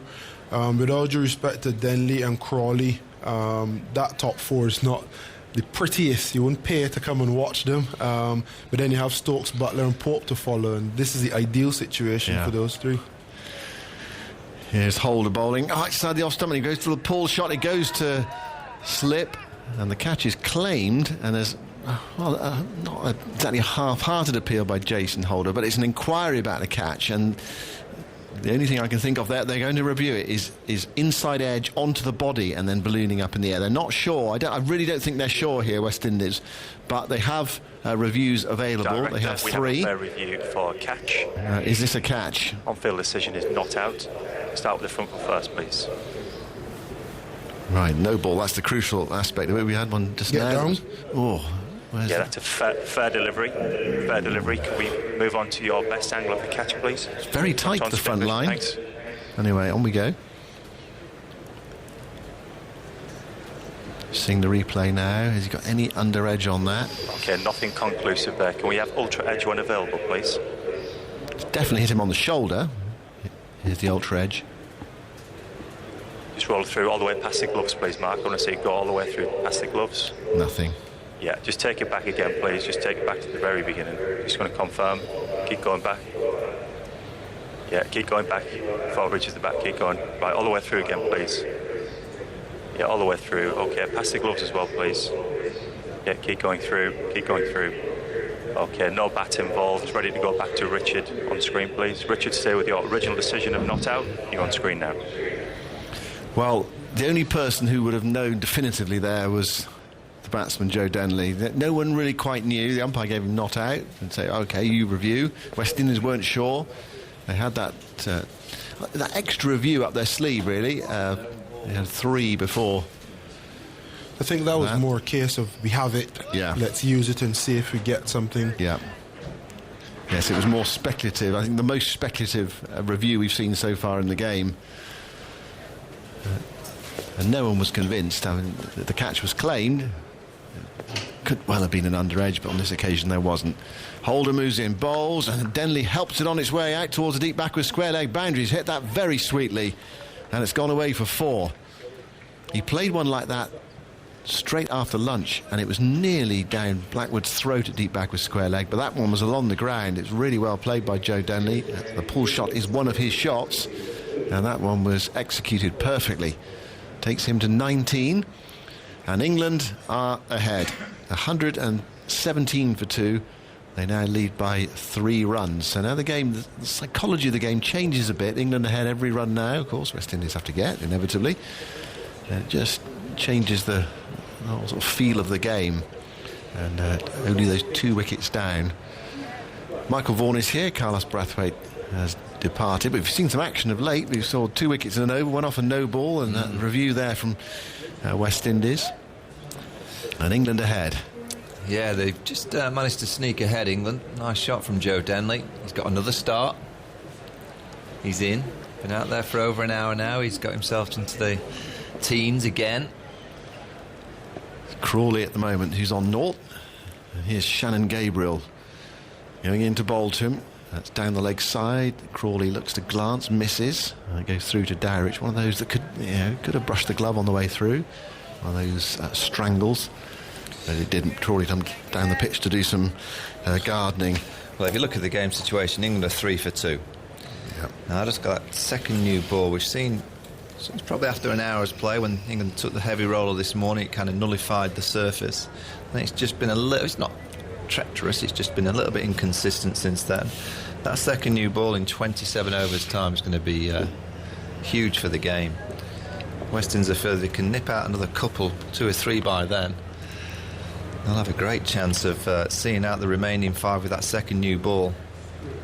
Here's Gabriel bowling to Crawley. Crawley gets one that's short outside the off stump. He drops the gloves, allows it to go past his chest. Played that pretty well. Now, you might be listening to us while returning to action with your club side or recreational team. Let us know how you're getting on. tms@bbc.co.uk or via BBC TMS on social media. Has anyone made 100 yet around the country? Anyone taking a fifer? Are there some actual leagues starting, or is it... I'm not sure. Is it warm-up games and inter-club games?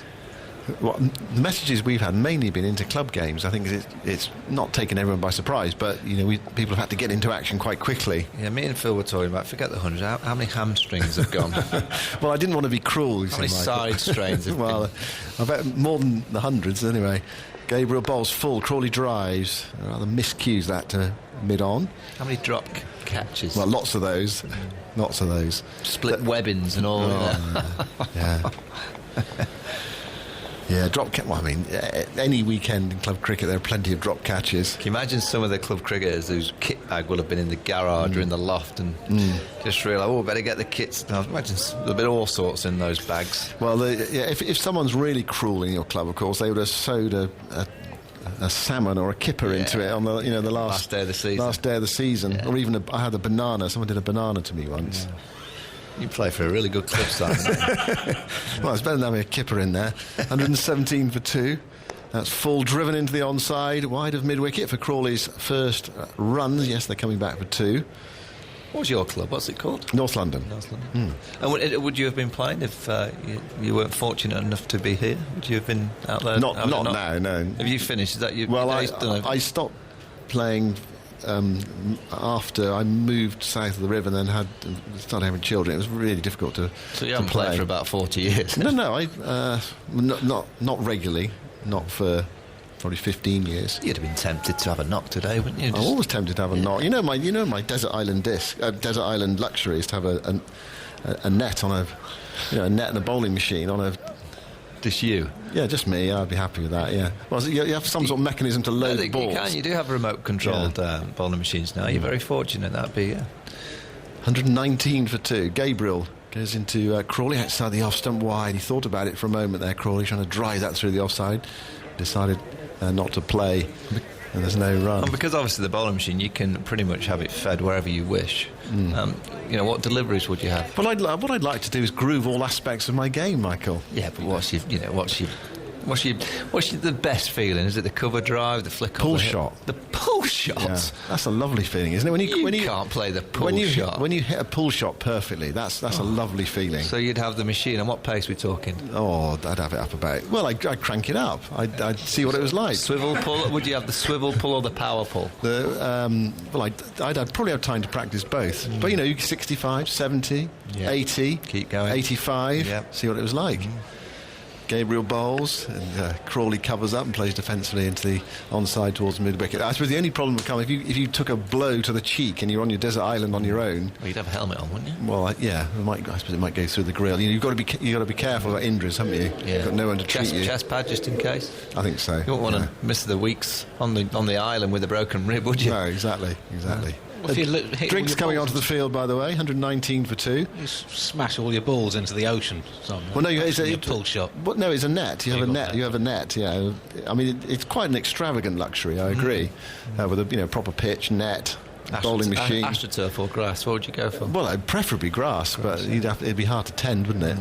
You're asking for quite a lot on this I side. know. Well, I think that the luxuries you're allowed are probably not quite as sophisticated as full cricket equipment and bat and all that sort of thing. A pull shot. Like Yeah. I honestly had you down as like just practicing the leave or something. Well, yeah, that'd be in there as well. But you'd have endless hours to practice all your shots, wouldn't you? Yeah, it'd be marvellous. What would your luxury be on a desert island? You can think about that for a while if you want. I'd probably just take my iPad so I can just watch a bit of Netflix or something. Or Right. iPlayer, just catch up on a few things. Just relax, a few books. You might not have any Wi-Fi though. Yeah, true. Yeah, but I'd have it installed. What? Get a man or woman in to put it in? Yeah, absolutely. Yeah, well, you're getting a cricket net. I know, but the point is... How are you going to install that? Well, if someone comes to install it one day, you'd think, well, can you just give me a lift home on the boat?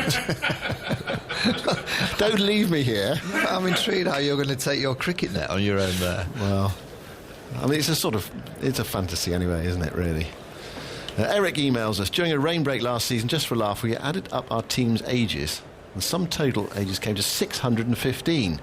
Our cricket club, Eden Grove Parklands in Doncaster, could easily be sponsored by Voltarol. We use a lot of liniment. I love that smell. The smell of liniment oil.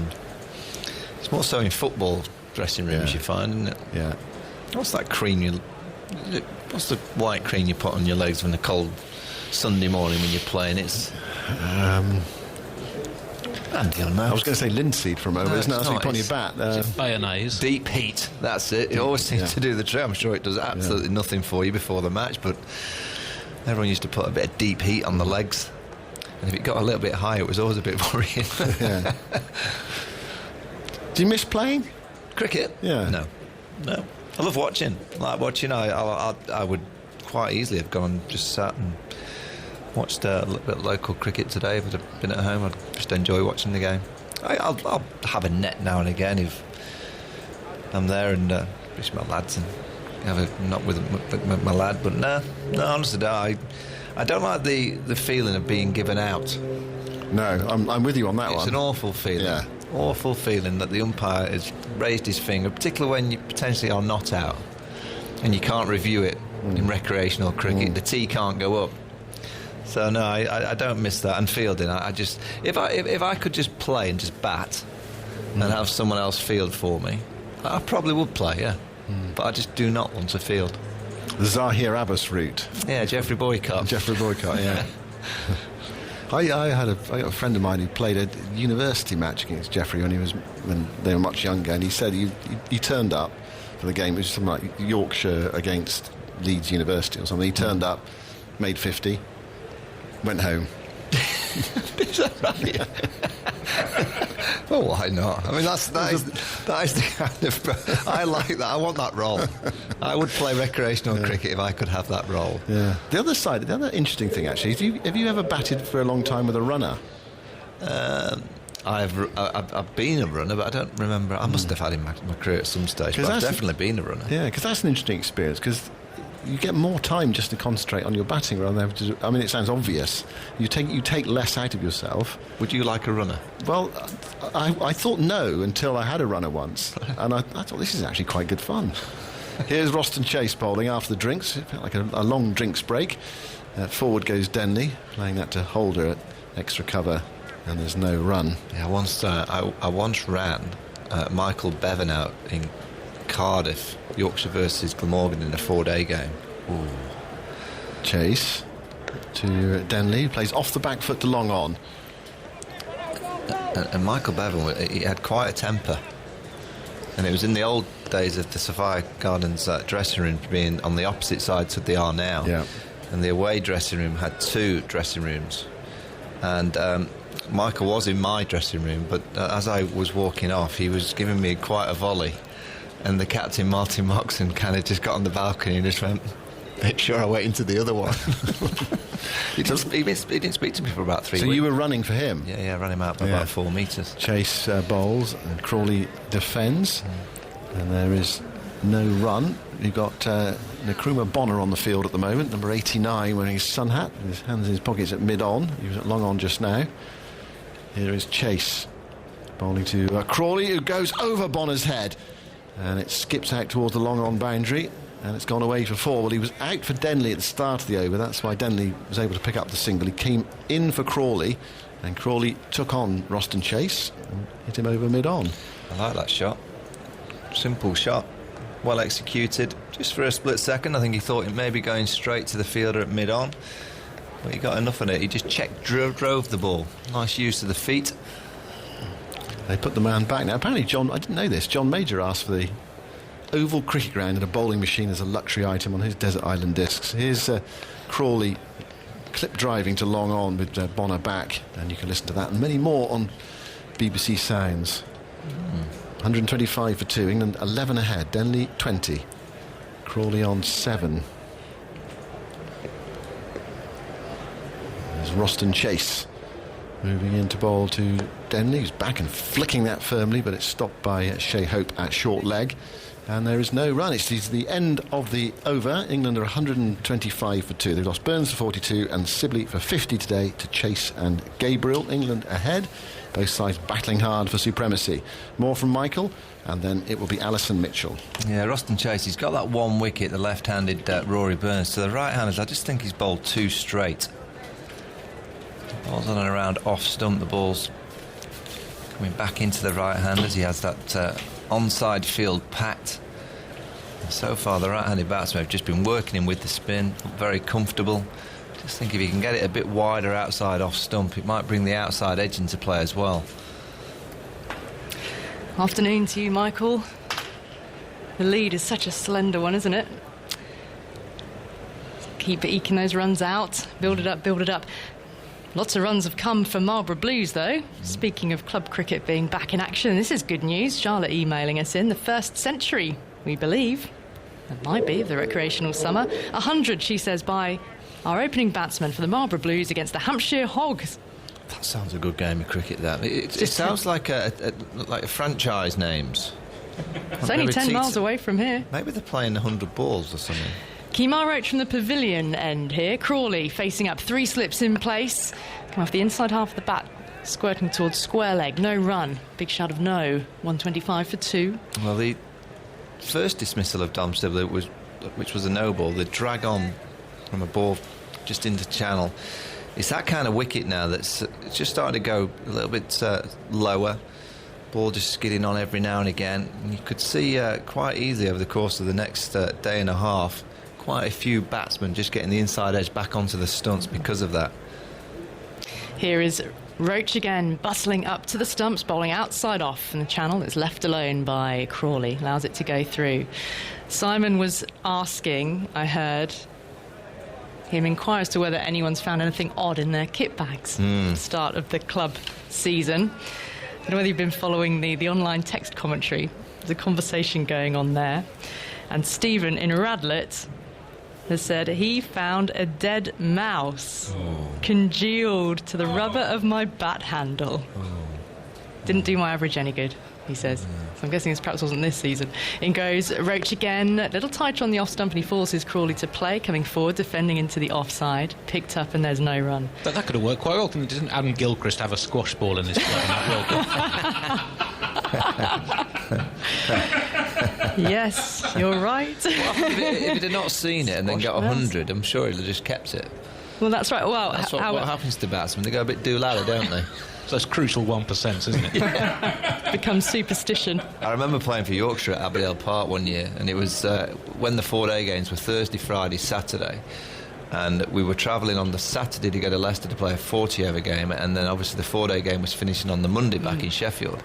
Different coloured kit, so we didn't have to take our whites from Aberdale Park. Roach in, and Crawley leaves on a lone outside off stump again. And we had two players in our side, Alex Morris, an all-round. He ended up playing for Hampshire after Yorkshire. I think he's a fireman now, Alex, from Barnsley. And Anthony McGrath, obviously the ex-England player, is now coach at Essex. And they'd had some kind of set too. And Alex decided on the Saturday evening, and by the way, it's a hot weekend, to put a kipper in Anthony McGrath's pad on the Saturday night. So you go Saturday night, the whole of Sunday, closed his, the old coffins, closed his no air getting in there. Roach in full, driven, punched into the pitch, and then two hands Roach puts in front of his face to field. No well, run. The smell on Monday morning when we arrived back in that dressing room, well, I've never seen anything like it. David Bice, the Yorkshire captain, went absolutely nuts. How did you fumigate? Maggots and all sorts flying. Oh, here's one to rival that. Actually, this has come from my local area, where I grew up anyway. Findon Cricket Club, Northamptonshire. Ashley Camden says, played a Sunday league game where the lads put a wrapped fish in one of my pads. Oh, it's Walked out as Roach is in now, inside edge of the bat, out towards square leg and no run. That ends the over from Roach, 125 for 2. The score remains a maiden, the lead remains 11. So he walked out with this wrapped fish in his pad, got naught, out FBW, fish before wicket. Not only that, he says, I left my bag in the shed until training on Wednesday. That sounds similar, doesn't it? Yeah, Can you imagine the smell? He says, opening the door of the shed, dug around to find the fish, and never stopped laughing about it since. You've got to see the humour in it, haven't you? God, you love your teammates. Here is Roston Chase to bowl to Denley with a slip and a short leg. He goes in Denley's looking to play through the onside. It's a leading edge back up the pitch, and Roston Chase picks up. Shaven header giving the ball a good rub as he's back to the end of his mark. Jason Holder with his white sun hat on, extra cover, walking in now as Chase is in a little bit quicker, flick past short leg out to the deep. There'll be a single here, brings a man in off the boundary. Bright sunshine again at the Ageas Bowl, some fluffy cotton wool type clouds above us. Afternoon to you, Tuffers. Afternoon, Ali. Could have had a sushi break instead of a tea break. In goes Chase, tossing it up, work to mid-wicket, finds a man and no run. You never found a fish in your kit bag? No, we haven't. We did have a little bit of fun on a couple of occasions. I can remember with the sort of strength and conditioning coach who used to hang around with us on tours and what have you. We'd perhaps put sort of a couple of bricks in his... Brick. Chase in full, whipped into the onside as a misfield. Now take a single. Here's a parried stop by Shorts, mid-on fielder. See him sort of struggling with all his bags and everything. We might have added a few extra pounds to him. Just testing him out. Yeah, there you go. You are the strength and conditioning coach. You should be able to handle it. Chase up behind the umpire, comes past him now, fires on a little bit quicker, turn neatly behind square, quick call of single, and they make it comfortably, ticking the scoreboard over in this over from Roston Chase. The lead 14, 128 for 2 now. Yeah, the pitch has just gone asleep a bit, hasn't it? We thought it might start doing a little bit more, perhaps after another day's sunshine on it. As Chase is in, flicked again, he's found the gap this time. Crawley down towards long on, swept up. And Krunai Bonner is on the field as a substitute. Picked up another one though, 129 for 2. I don't like that. I don't like that position deep mid-on. It's just too easy just to knock that single down there. Make the batsman try and do something. The West Indies have got to take wickets. That's it. They've got to try and force the issue a little bit here. I mean, the lead is only 15. I mean, England still lose another couple of wickets here, and suddenly England will be getting the jitters. There's a lot of cricket still to come today, even 51 overs left in the day. It just seems too easy just to rotate strike there. It's quite a simple shot with the off-spinner just spinning into the right hander, just to get to the pitch of the ball and knock it for one. Make him try and do something a bit different. 129 for 2. Tavis, how do you reckon you would go if you were suddenly asked to play cricket after... Well, I don't know when the last time was you played cricket. It was our TMS match. I mean, we did worry how you were going to pull up from that one. Yeah, no. But we were wondering about how the club cricketers were going, having going into a full, competitive sort of friendlies, as a lot of them are this weekend before rearranged leagues next weekend. We have got an email here from Chris. As Roach is in, forced away off the back foot. That's nice, through the gap in the offside. Coming back for 2. Crawley makes it comfortably. I think the chiropractors and masseuses will be busy on a Monday. I told you about the alfresco physio on the top of the pavilion. England physio Craig de Wyman is having to work outdoors for COVID reasons, for ventilation and the rest of it. So quite nice on a sunny day. Yeah, that must be very hands-on. Fresh air while you're having a physio. But Chris says, I once tore my calf muscle. Ouch. Trying to field the 3rd ball of the first game of the season. Always. There's more. As Roach is in, 3 slips are there, and that's a beauty. It's beaten Crawley past the outside edge. He was lured forwards. A bit of a push defensively, and well beaten. A bit of a lazy shot, that, wasn't it? Just sort of fell forward instead of moving into position. A little bit sharply. more conviction. Yes. So this was the 3rd ball of the first game of the season after having my nose smashed by the ball in the final game of the previous season. Dear. This isn't good. No. The doctor, after seeing to my calf muscle, said, these things take a long time to heal. He looked at my records and added, although at your age, it might not heal at all. That's grim. At around 56, I gave up playing, Chris says. I still miss it. Here's Roach in and Crawley's forward, defending more solidly. That time gets bat on ball into the offside.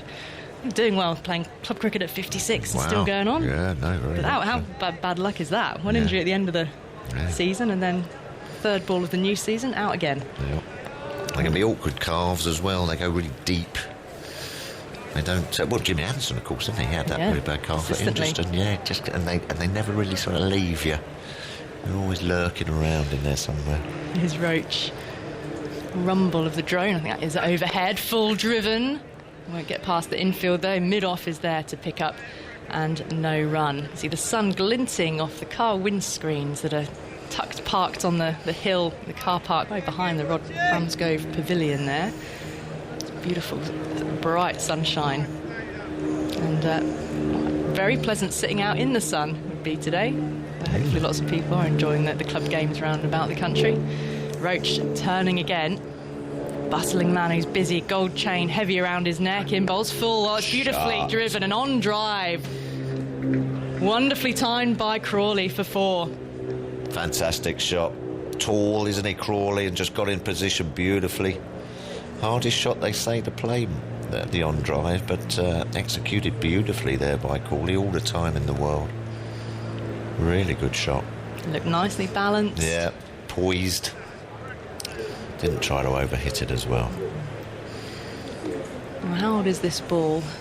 Yeah. This is 58th over, so still some time before a new one will arrive for the West Indies, as Roach is in outside edge there that time into the ground, and then misfielded by Holder in the slips. It's running away towards the boundary, chased back, and the pickup comes back into the middle. Yeah. Well, the West Indies have got to, still stay focused here, because if they get a couple of quick wickets and then they get that new ball, what do England? They're only 20 odd ahead. Yeah, it's nothing at all, really. No, is it, you get a couple of quick wickets and they're 4 or 5 down, and that new ball comes in. You just get the feeling that this pitch might just spark back into life. It's funny how it does that, doesn't it? Yeah. It just has a little nap, and then a bit like you toughers when we need to say, you're on. Yeah. And you're back with us. Everyone needs a little nap once in a while. But then once you've had a snooze, you're back up for it. Exactly. So that new ball might be the thing. So got to keep together here as a side. I think that the lack of crowd has just sort of perhaps sent everyone into a bit of a still period of the game. But it only takes one mistake, and then you're back into it. Right, it feels like it goes in waves, maybe according to sometimes which bowler is on. And when Alzari Joseph came on, not long after lunch, everyone was suddenly up and behind him. And I'm surprised he hasn't had another go, actually. He looked lively, didn't he? He looked a threat. New over, and it is Chase, so off spin again, around the wicket to the right hand, a little bit flat of delivery to Denley, turning him behind square on the onside. Denley on 22 now. Is this sort of Denley danger zone, isn't it? Where Seems to be. That can only be a mental thing, can't it? He was out for 18 in the first innings here. But he's been out so many times. Leg side delivery, sweeping well. 4. That'll go for 4, nobody down there. Turning it around the corner.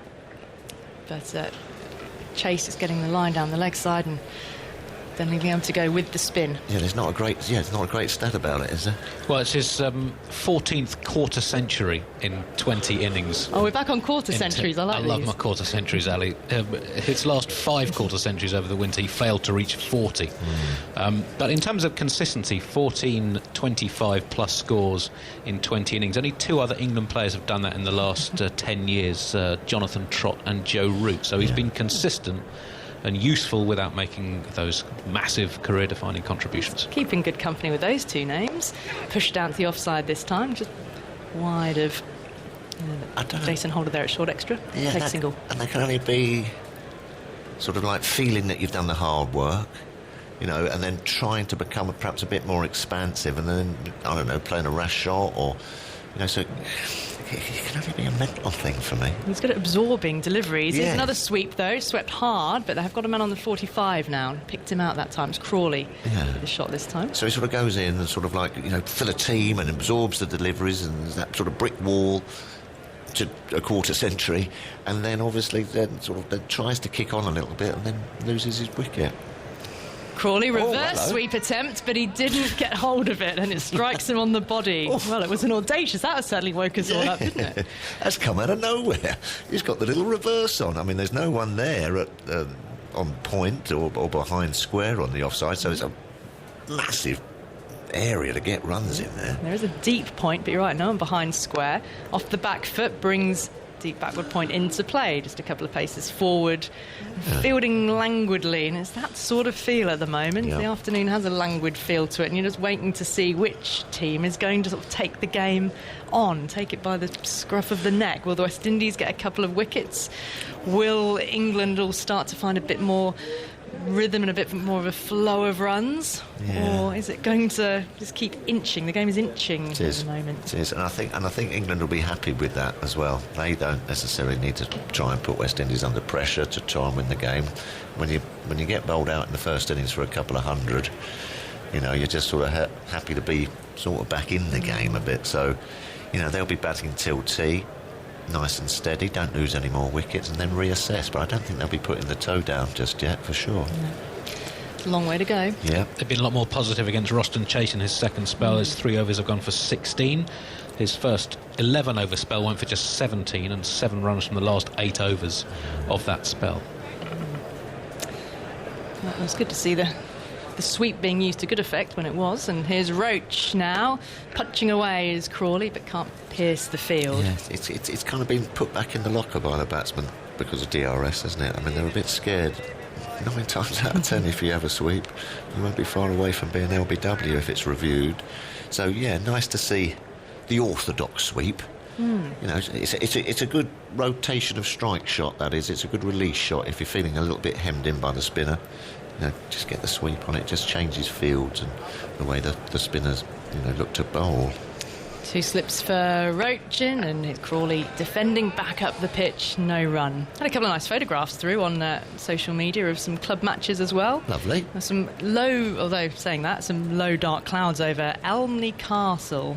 Elmley Castle is a friendly inter-club match going on there. This was from Sarah Debenham.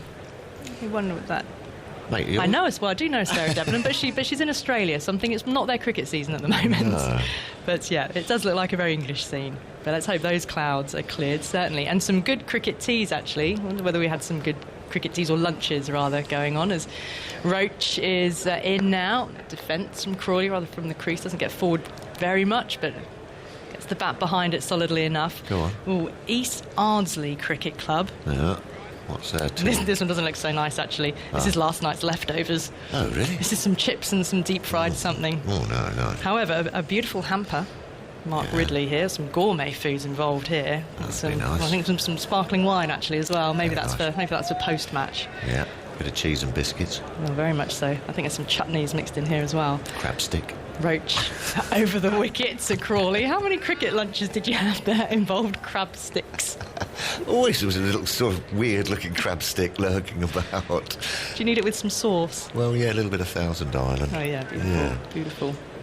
Yeah, they sort of... Yeah, was it actually crab? Do you remember the ones I'm thinking I know about? what you mean, Yeah. exactly. Sort of pink on one side, Bit sort of pale on wobbly, the other. all a bit wobbly. Yeah, And pink if on you- one side and white on the other. It looks slightly sort of man-made. And if you didn't have any Thousand Island dressing, you just have to make your own with ketchup and mayo. Yeah. Mix it together. Here's Roach. Now full driven, Shot. but into the pitch and into the hands of Roach. Good thumping shot before no reward. Yeah, prawn ring. James. James on the email, bringing some memories back for him. Talking of cricket injuries, he says, takes him back to, he says, my first match playing for my school staff side.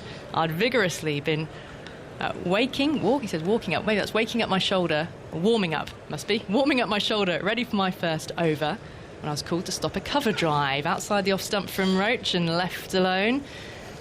To end the over, 143 for 2. England's lead 29 with Denley on 27. Crawley 18 off 36. So James warming up his shoulder, ready for my first over, he says, when I was called to stop a cover drive in the covers. I slid feet first to stop the ball in my midriff. Oh. That's the wrong way to go, isn't it? Yeah. Unfortunately, as I torpedoed across the turf, my shoulder hit a divot and popped clean out. After a quick trip to A&E, I had to stop, pause while I was reading it. After a quick trip to A&E, they cut off, and then it says the Cut arm. off what? This is why I paused. After a quick trip to A&E, they cut off the arm of my brand new pullover. Oh, wow, that's badly worded. Oh, on the contrary, I think the drama. Yeah. They cut off the arm of my brand new pullover in order to manipulate the errant ball back into its socket. Oh, Just feeling sorry for your brand new pullover. yeah. Should have had a As well as sleeveless. for you. Should have had a sleeveless. Well, See? but then maybe it would have been the actual arm. Oh, if no, there wasn't a no. pullover. Oh. Here is Roach over the wicket, knocked to mid-wicket. And there's no run. Meant to get it over a... Am I talking rubbish? Have you done a shoulder Yeah, I have popped, dislocation? yeah, I've sprung a shoulder a couple of times as well. You meant to get it over a 5-bar gate or something. Is that an old wives' Chase tale? Is it an over old the wives' wicket, tale? flicked past short mid-wicket, no run. Get it over a Right, 5-bar gate and then give it a yank or something, or shut the gate and it usually goes back in. Get it over a 5-bar Or gate? something Between or other. Get raised- it over a gate and then sort of and then bop it back. But no, I don't know what to talk about. It's horrible. Chasing, little dabble outside the off stump, defending it, no run. I think we need to use the phrase, don't try that at home. No, try that at home. And another thing, I mean, talking about dislocations, I've done that a number of times on my fingers and really is quite upsetting to look at. Chasing, using the feet, lofted shot, up and over, straight back down the ground. Ooh. Will it get to the boundary? Oh, it's been fielded well. Just a little palm to keep the ball inside the rope. Didn't have enough legs on it. I really thought it was coming straight over the rope for 6 at one stage. Yeah, and there's that area again, Denley. I mean, a risky shot there. He's played a couple of risky pull shots, hasn't he, with 2 men out, and he's gone for the, chip down the wicket and hit it aerial for 6 with a deep mid on there. If it had just turned or he hadn't got there, he would have been in exactly the same position again, between that 15 and 30, playing a rash shot. Seems to be in his DNA. It came out of nowhere. He's on 29, Denley. The field hasn't changed. Still got this long on station. Mid on as well. Holder short mid-wicket. Mid-wicket behind him, so his Chase, where will he go this time? So drops it a little bit shorter and draws Denley forward. He defends. The ball rolls up to Holder. No run on the outside. I think it's that... As you see, he does that hard work, absorbs the balls, looks to knock it around again. But then when he gets to that time, he kind of goes through the gears a little bit too quickly. He needs to sort of have a release shot which he can just turn over strike. Chase in and back to type. Defensive turn of the wrists to turn it towards Holder at short mid-wicket. I suppose if he'd got hold of all of it and it had flown down here, lofted shot, sailed over the rope, we would have perhaps been applauding. There's still an element of risk attached with the long-on station. Yeah. But it's... woken us up a little bit, and it's 145 for 2 then, the lead 31, Denley 29, Crawley 18. Tough, a few more words from you. And here's Aggers coming in. Yeah, that's interesting, as you say, when he gets to that sort of score Joe Denley, instead of just sort of slowly going through the gears and building momentum with some low-risk shots, 2s and 3s, and turning the strike over, he tends to sort of go from absorbing deliveries to sort of like trying to hit 6s a little bit too quickly, John. Afternoon. Yes, it's sort of knows on middle gear, isn't it? No, that's right. Anyway, it's good to see him playing positively. He's 29, Crawley has 18. Interesting situation for these two, of course, with Ray coming back. But, yes. Who do you fancy? I really don't know what they're going to do. Actually, No. I think they might stick with Joe Denley, just for that sort of continuity a bit. Yeah. Give him another couple of goes. 145 for 2. The lead is 31. And we've got Joseph up at the far end, bowling on just short of a length, and rises and hits Crawley, who's on 18 from his 37 balls, and there's no run. It's a lovely afternoon here. Beautiful, isn't it? Hope it's sunny where you all are too, because the first 2 days here were really miserable. I think they were over most of the country, actually. A lot of rain, but lovely afternoon. Was it rain about? Is there everywhere else? Well, there was the first couple of days, wasn't there? Oh, sorry, I thought you meant today. Around the country. No, I was going to say, beautiful here. Yep. It's really glinting off of that awning on the... Yes, it's the roof, isn't it, of the pavilion. There's Joseph from that end, and that's worked away from his pad, nicely put away by Crawley. It's a fine shot. He'll get 2 as a man out at deep square leg. It's the pavilion here. It has those...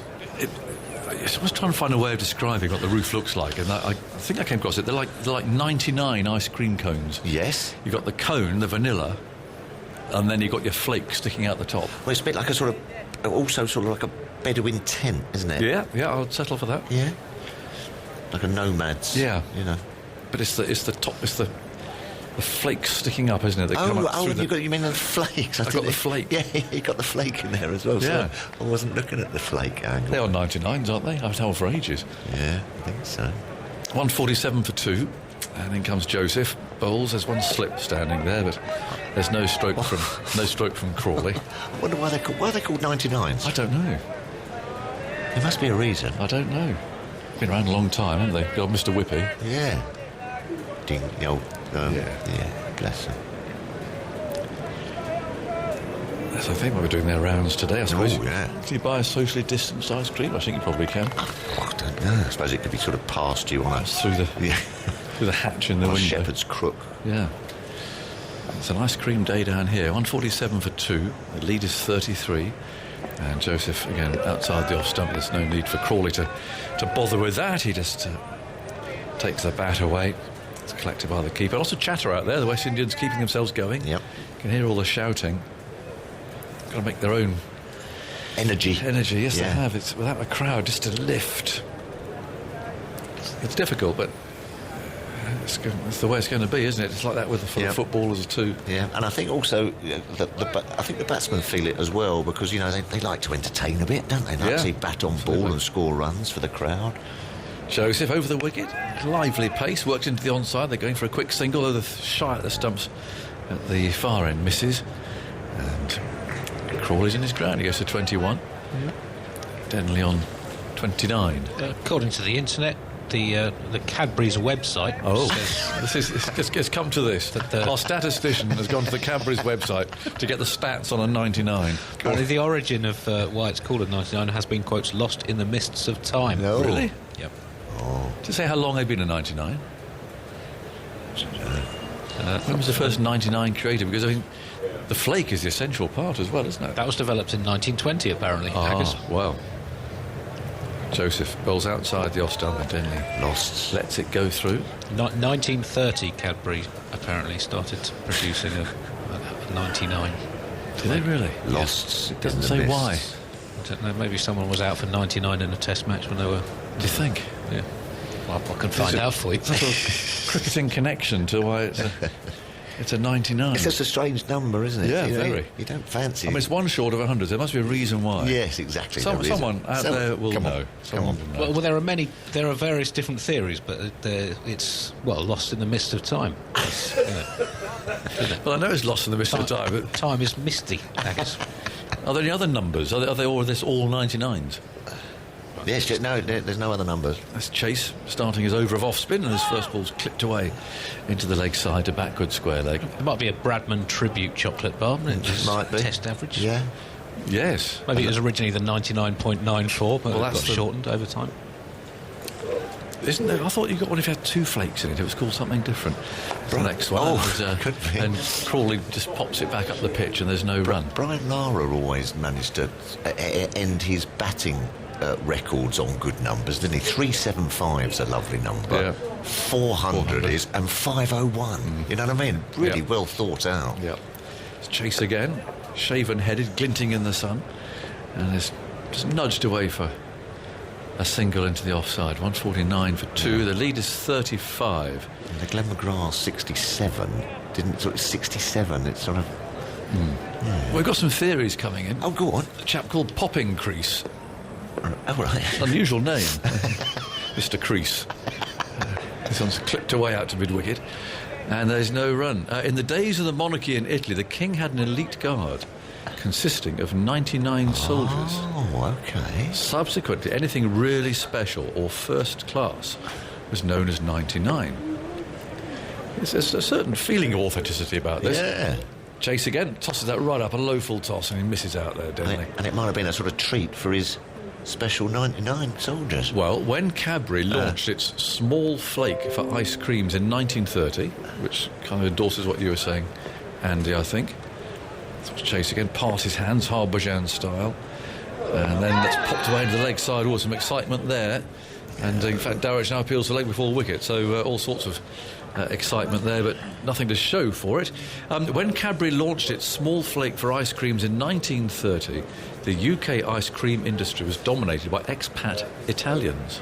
Oh. Hence the connection to those soldiers. Oh, okay. Well, I like the sound of that. Yeah.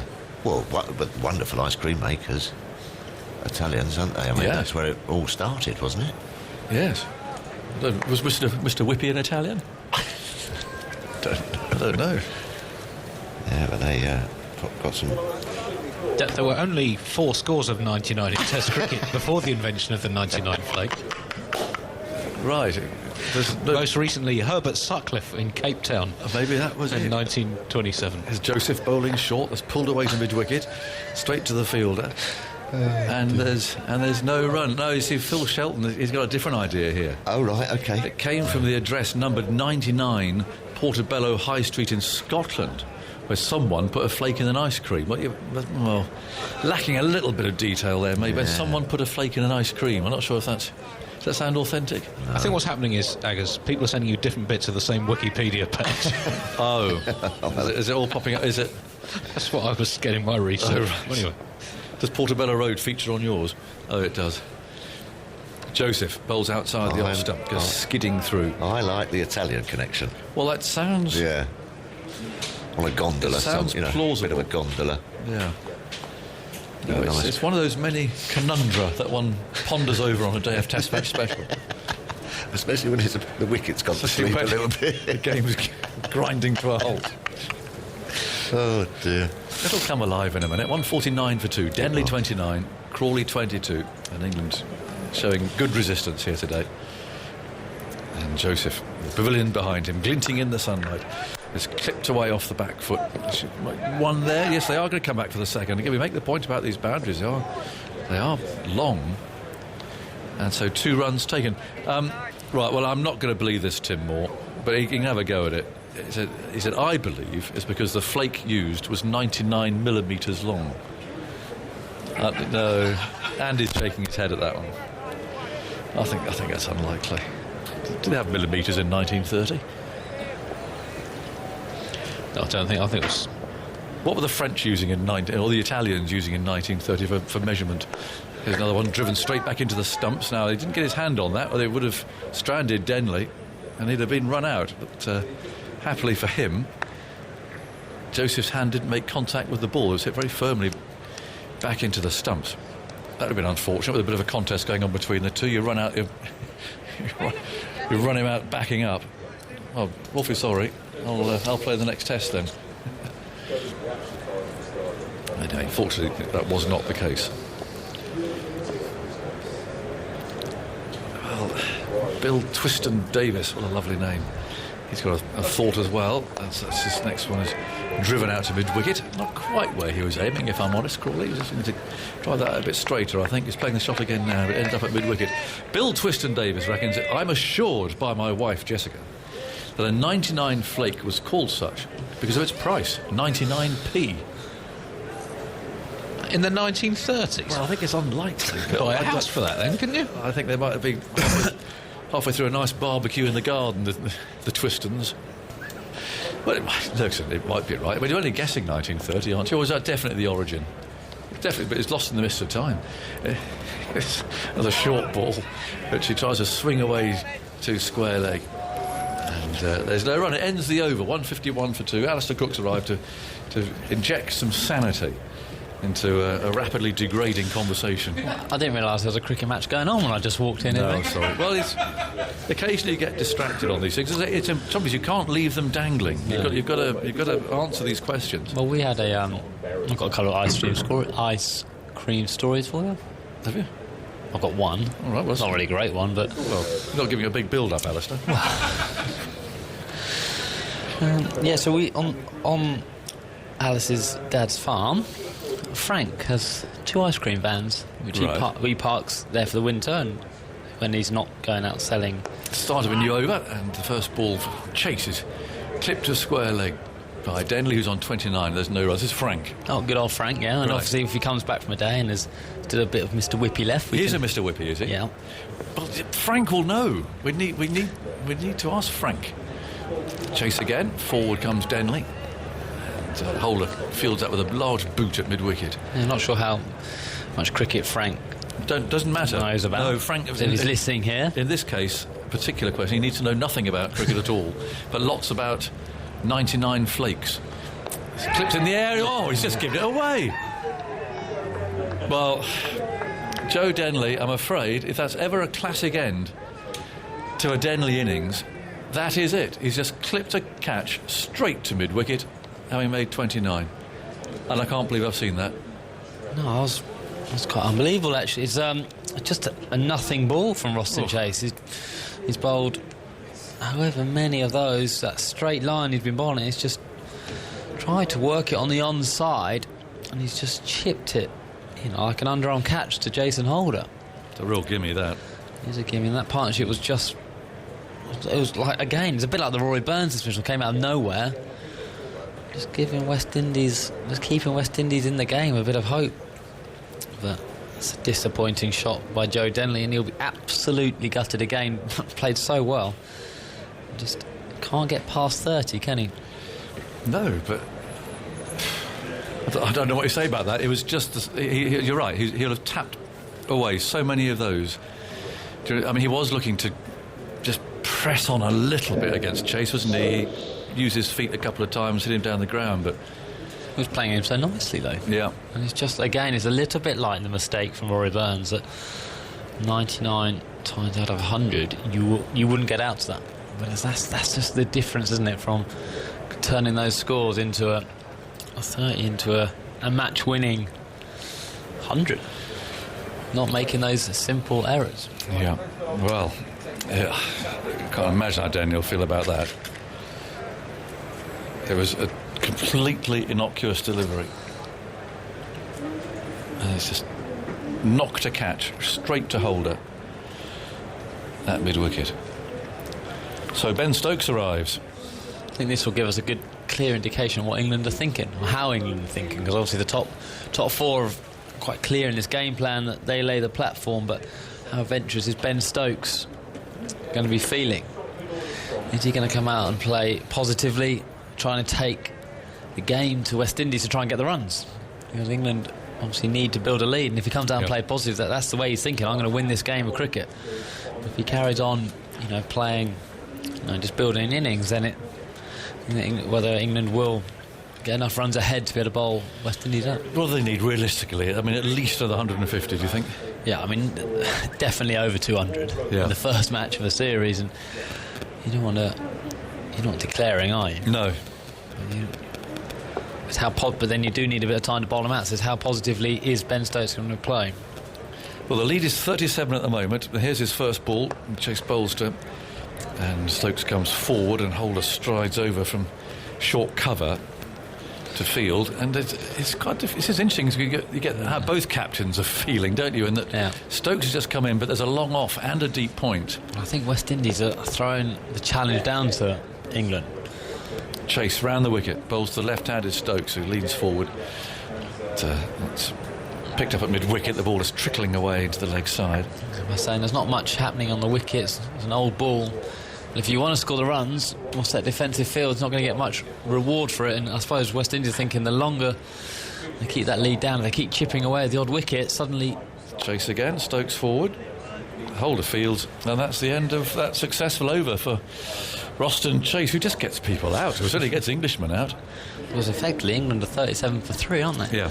But another couple of wickets and 50 for 5, and West Indies will feel right on top. Yeah. 3 soft dismissals, that fair comment? I was just looking at Burns, yes, Denley, yes. So we're having this discussion. Was it with you yesterday, not on air, but saying, how's getting caught down the leg side unlucky? It wasn't with me, no. The bowler always feels that, don't they? Yeah, well, the batter feels it, and then... and does the bowler feel lucky if you get one? So with Sibley's quite vulnerable to people. When that head goes across, the balance is... Because he's got so far to move. I'm no coach, but I mean, I can see that there's an issue with him and that leg side, sort of, at any length, really. Joseph brings Crawley forward. He starts a new over. Ball rolls away to mid-wicket. Because of that transfer of weight across the offside, he's got so far to go, his head's just nowhere near it. He sort of puts the bat out there. But he's played so much cricket, first-class cricket, and I've played a little bit against him, but not on the county circuit. Would you say you'd bowl down the leg side to get him caught down the leg side? But it happened over the last 4 or 5 times now. Might go around the wicket at him. No, I think it's the angle. The angle sliding that way. You think? Joseph bowls, and that's worked away to mid-wicket. Fielder moves quickly to his right to deny him a run. It's 151 for 3. The lead 37. What have we got lined up for tea, which is coming in about 20 minutes' time? We've got a little Alice Cooper lined up because we were talking about him. Well, we have. That'll roll back the years. It'll just whet your appetite for the Alice Cooper interview that you can find on BBC Sounds. If people aren't sure what that is, it's basically an app. And you go to the App Store, whatever particular phone you're using. As Joseph bowls short, played calmly by Crawley to mid-on. And on there, I mean, it's a treasure trove, really, of all sorts of things. And not just Test Match Special, obviously, but just all the BBC programmes are past and present. So that's when we talk about BBC Sounds, that's what it is. You've got to go to your App Store and download it, put it on your phone or your computer or whatever. And what you will find is an awful lot of Test Match Special archive there, including these views from the boundary. Now, Crawley on the back foot wants a single. Stokes has to run, but he gets there. That's picked up, well, not picked up cleanly, but the second attempt in the offside. 152 for 3. The lead 38. Tea coming up in 20 minutes. Then we're going to find out what's happening in the recreational game. Have your farmers found 11 players now? Do we know? I don't know, but they're definitely playing. I did actually just drop a WhatsApp before, just for going on air to see the latest score, but I've got a picture of someone cutting some grass. Right. Making some silage. That's but no, 88 for 0 of 17 Elstow, the opposition. Right. And there's been a couple of wickets off no balls. Oh dear. So obviously struggling with the run-ups, and as you'd imagine, a drop catch, and a huge 6 has smashed a roof tile. Oh, that sounds very recreational. But that was an hour and 20. Right. 88 for no wicket. Yeah, 17. That's the opposition though. Yeah.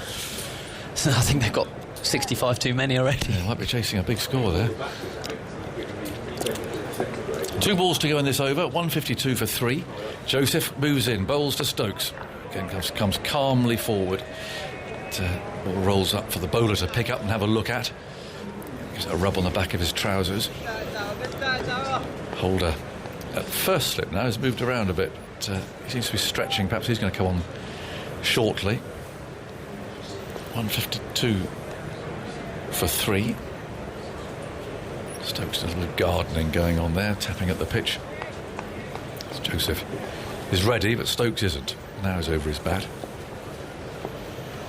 There's 2 slips in a galley as Joseph comes skipping in from a shortish run and bowls about. So Stokes gets underneath happily enough. It's the end of the over. Thank you for all your contributions, which I'm not sure we're entirely much the wiser regarding our flakes and our 99s, but it was fun anyway.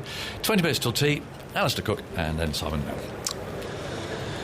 Yes, I wonder if Jason Alder is going to come on. He was doing some quite vigorous stretching, but oh no, he's just gone to Roston Chase, taking his hat. Can't give it to the umpires. He's got 2 sun hats on his head now. Roston Chase is going to continue. He's got 2 for 36 or 17. He's just got this knack of taking wickets against England. And he moves in now to bowl to Crawley. Crawley flicks that away, back with a square, straight to Alzari Joseph, and there is no run. So it's this fascinating, slow-building game is continuing. 38 ahead England, 7 wickets left. Coming to tea on the 4th day. Chase bowls. Crawley leans right forward using his full reach there. 6'5", dead batting it. Dowrich comes behind the stumps to pick up. Crawley 25 not out. Just a slip in. Strong onside field. Crawley comes down the pitch. Or miscues in the air. Is he going to get away with it? Fielder running from slip, also from cover. John Campbell could not get there. And Crawley gets a very fortuitous 2 runs. There were 2 fielders after it. It was tantalising for both of them. It was Campbell who got closest. And Crawley off a leading edge gets a very lucky escape. Yeah, just kind of trying to chip that over. They've got about 3 mid-wickets, trying to chip it over there into that wide space. They've got deep mid-on and deep back with square legs. There's a big gap there. Just trying to chip in there, and they've got a leading edge. And I actually thought Campbell was going to get there quite easily, but I suppose the ball just kept on just spinning away from him. He didn't get a hand on it. Chase to Crawley. Normal service resumed. Crawley propping forward and defending. Dowrich picks up, and there's no run. I think it's the right shot. I don't think nothing wrong with the shot, just didn't quite get it right. He didn't quite commit to it, did he? Just trying to chip it. I think if he'd try to hit it a bit harder. He's on 27 after those 2 runs. Chase bowls, and Crawley comes forward and guides it into the onside on the drive. Chase across to pick up, and there's no run. Crawley twiddles the bat and then settles over it. Chase moves in once more, and Crawley pushes at that one. The ball outside the off stump, pushes it to mid-off, and there's no run, and it's the end of the over. Crawley lucky to survive, but survive he did. 154 for 3 results. Just a little more on Joe Denley. 6 times in his last 8 innings in Tests he's reached 25 and has not managed to get as far as 40 in any of those 6 innings. And that's the most consecutive 25s unconverted into 40s by an England top-order batsman in Test history. But I was looking at successive failures to convert 25s into 50s, and if you exclude Stuart Broad, obviously batting down at the bottom of the order, so a few not-outs in that, the longest run of unconverted quarter-centuries into half-centuries by Wally Hammond, one of the England greats. This is Alzari Joseph bowling to Stokes outside the off stump. Stokes lets it go. Who in the mid-1930s had 12 consecutive scores of 25 or more, which he failed to reach 50 from. And in fact, Hammond had one of the longest runs by an England top-order player without a half-century, and yet ended up averaging, I think, 58 in Test cricket, and is regarded as one of England's finest batsmen. Yeah. What do England do with Joe Denley? What do they do with him? Does it depend on what Crawley does here? Not sure. 154 for 3. Joseph bowls. Stokes plays defensively into the offside, and there is no run. Route to come back for the next Test match. So someone has to drop out. At the moment, you think it's Crawley. Well, that would be one conclusion you would draw, that it's Crawley. That top 3 resuming from the South African tour. I know Crawley played a bit in South Africa as well. But Burns coming back into the side. But Crawley's got a great opportunity to make it difficult for the selectors. Really difficult for them. Joseph bowls wide of Stokes' off stump, and Stokes allows it to go through. Andy, were you secretly hoping that Joe Denley got out between 20 and 40, so you could tell the world that stat? No, of course not. Cricket always comes before the stats. I've never seen a man pick up a microphone quick enough As soon as he was given out to tell the world that one.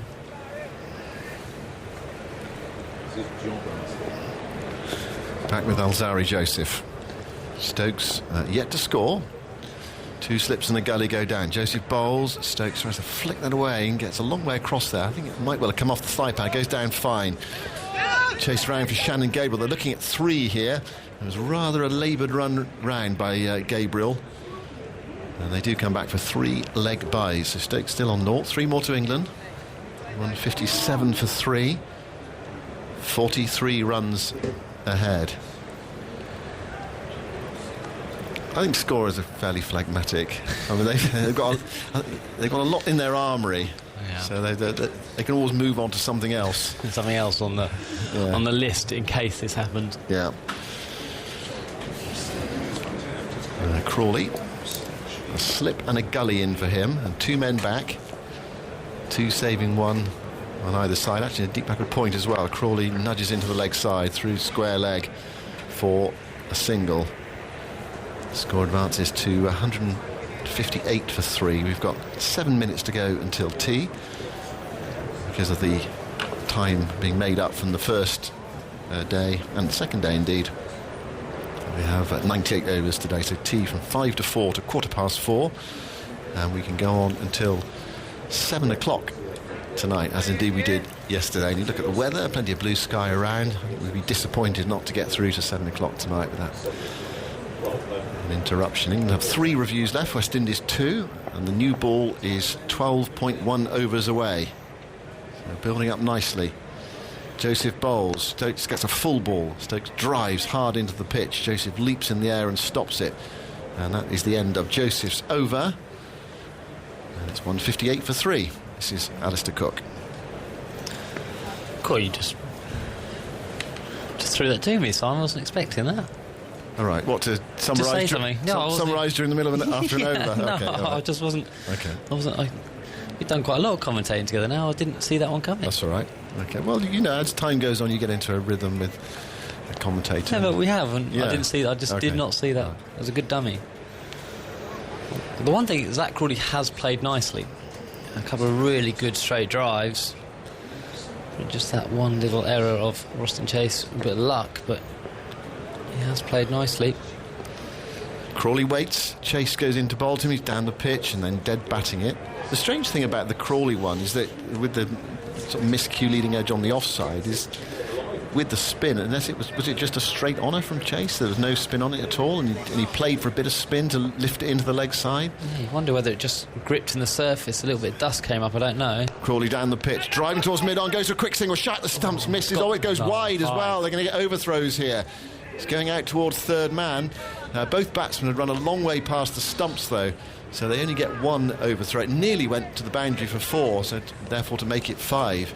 But that was a tight single initially. Let's have a look at the replay. He would have been home. I mean, I suppose we're used to that sort of thing happening in one-day cricket, and in one-day terms he was well home. I suppose in Test cricket it looked suddenly like an opportunity for West Indies, and there's a real flurry out there with people shouting and fielders keen to get onto the ball. I called 5, but Jermaine Blackwood at slip is very quick to go and get that. Yeah, he did well to save 3 runs there. Forward goes Crawley, playing that quietly towards mid-wicket, and there's no run. So he's picked up a couple of odd 2s of late, Crawley. One miscue into the offside in the air could have been caught, and then a 1 that turned into a 2 with the overthrow. Chase tosses that one up, holds it back a bit, and it does turn and strikes Crawley on the pad. It was a long way forward and hitting him outside off stump as well. So Crawley's up to 30. Gone past Denley, who's out for 29, Sibley for 50, Burns for 42. It's 160 for 3, 46 runs ahead. Chase bowls, and Crawley plays a nice shot there, up and over, out towards the long off boundary, inside out shot, and he's hit that for 4. Nice lofted drive, controlled stroke, didn't look to hit it too hard, and there's a neat, efficient attacking batting. Brilliant batting. Come down. You always say go with the spin, but there's not a huge amount of spin. He's gone over mid-off. And, he's not scared to use his feet, is he? He's quite happy to come down, shuffle down the wicket. And he's played a really nice shot, even 5 minutes before tea. He's doing what Chase wasn't able to do against Bess yesterday. Chase pushes that through, and Crawley stands up and punches it to long on and takes a single. Crawley to 35 and England's lead to 51 with 7 wickets in hand, and that's the end of Chase's over. Chase yesterday happy just to sit on Bess, but Crawley's prepared to take it on a bit and try to put some pressure back on the bowler. And a little bit like Dom Sibley, actually. There's a lot of that morning session when Chase bowled to Sibley. There's a lot of the same ball happening. Straight ball, straight to mid-wicket, straight ball, straight to mid-wicket. And Dom didn't really have any of that attacking intent, didn't try to come down, didn't try to sweep him. I think you've got to try and put a bit of pressure back on the bowler. Even in this situation, it's just because you saw the next ball from Chase, because that was a flatter one off the back foot, and that was hanging right back and got an easy single. And I think that's a game that a bit of the game that Dom Sibley could develop actually against spin. I think a little bit stuck where he could have played a couple of sweet shots. Yes, it's a little bit of risk, but every attacking shot has a little bit of risk too. But if you play it well and execute it well, you get rewards a bit later on. Now we are going to have Craig Brathwaite, who has a sixfer in Test cricket, albeit quite a few years ago now. One over before tea. The obligatory spinner's over, although there obviously was a spinner bowling from this end in Roston Chase, but here's the second spinner for West Indies. Taken 18 wickets in Test cricket at 56. As Andy mentioned, he's taken 6 for 29. His best. And just waiting a delay because Helmet's coming onto the field for the short leg fielder. It's going to be Crawley to take strike. Was his action looked at one stage, or am I imagining that? I might have been imagining That's a good question. You may well be right, yeah. I've been something lodged in my mind in the lead up to this test here, reading about West Indies team. His first ball is floated up onto the pads of Crawley, turns it away, or Shannon Gabriel. Talk about other club cricketers testing out the hamstrings. That's testing out the hamstrings of Shannon Gabriel. Very stiff leg as he ran after that. He went to deep back with square leg, and they were able to come back for 3 runs. He was reported for a suspect action during West Indies series with India last year, but then cleared at the end of September by the ICC to bowl again. 168 for 3. Gabriel there. And that, you don't know that's just stiffness or he has an issue, because it's taken him about 2 minutes to get back to just the point. He's had to walk 25 yards. Yeah. He does look very ginger. How many overs has he bowled in the game, Andy? Shannon Gabriel in a moment after Brathwaite goes into bowl. Lobbed, is he caught slip? No, West Indies appealing for a catch at slip there as Stokes pushed forward. Nothing from the umpire. It was claimed at slip. It went quickly to slip, where it was taken by Jermaine Blackwood. And what West Indies are going to do here? They're going to review this. They have 2 reviews left. Yes, they are. They are going to review this with 4 seconds left on the clock. It looked like a fairly innocuous delivery. It all floated up from TV umpire to director. We have a player review. Brathwaite. No one's quite sure. We had one of these earlier. West Indies weren't sure. We can't see as the Ben Stokes got his back to us. That's a fair delivery. Front on spin vision, please. Right, this is the crucial moment. Just looking at the front on now. Has he nicked that? It's certainly turned. Well, can we confirm that ultra edge, please? I think he's missed it. Yeah. Spike is from the bat hitting the ground. Just keep rolling through, please.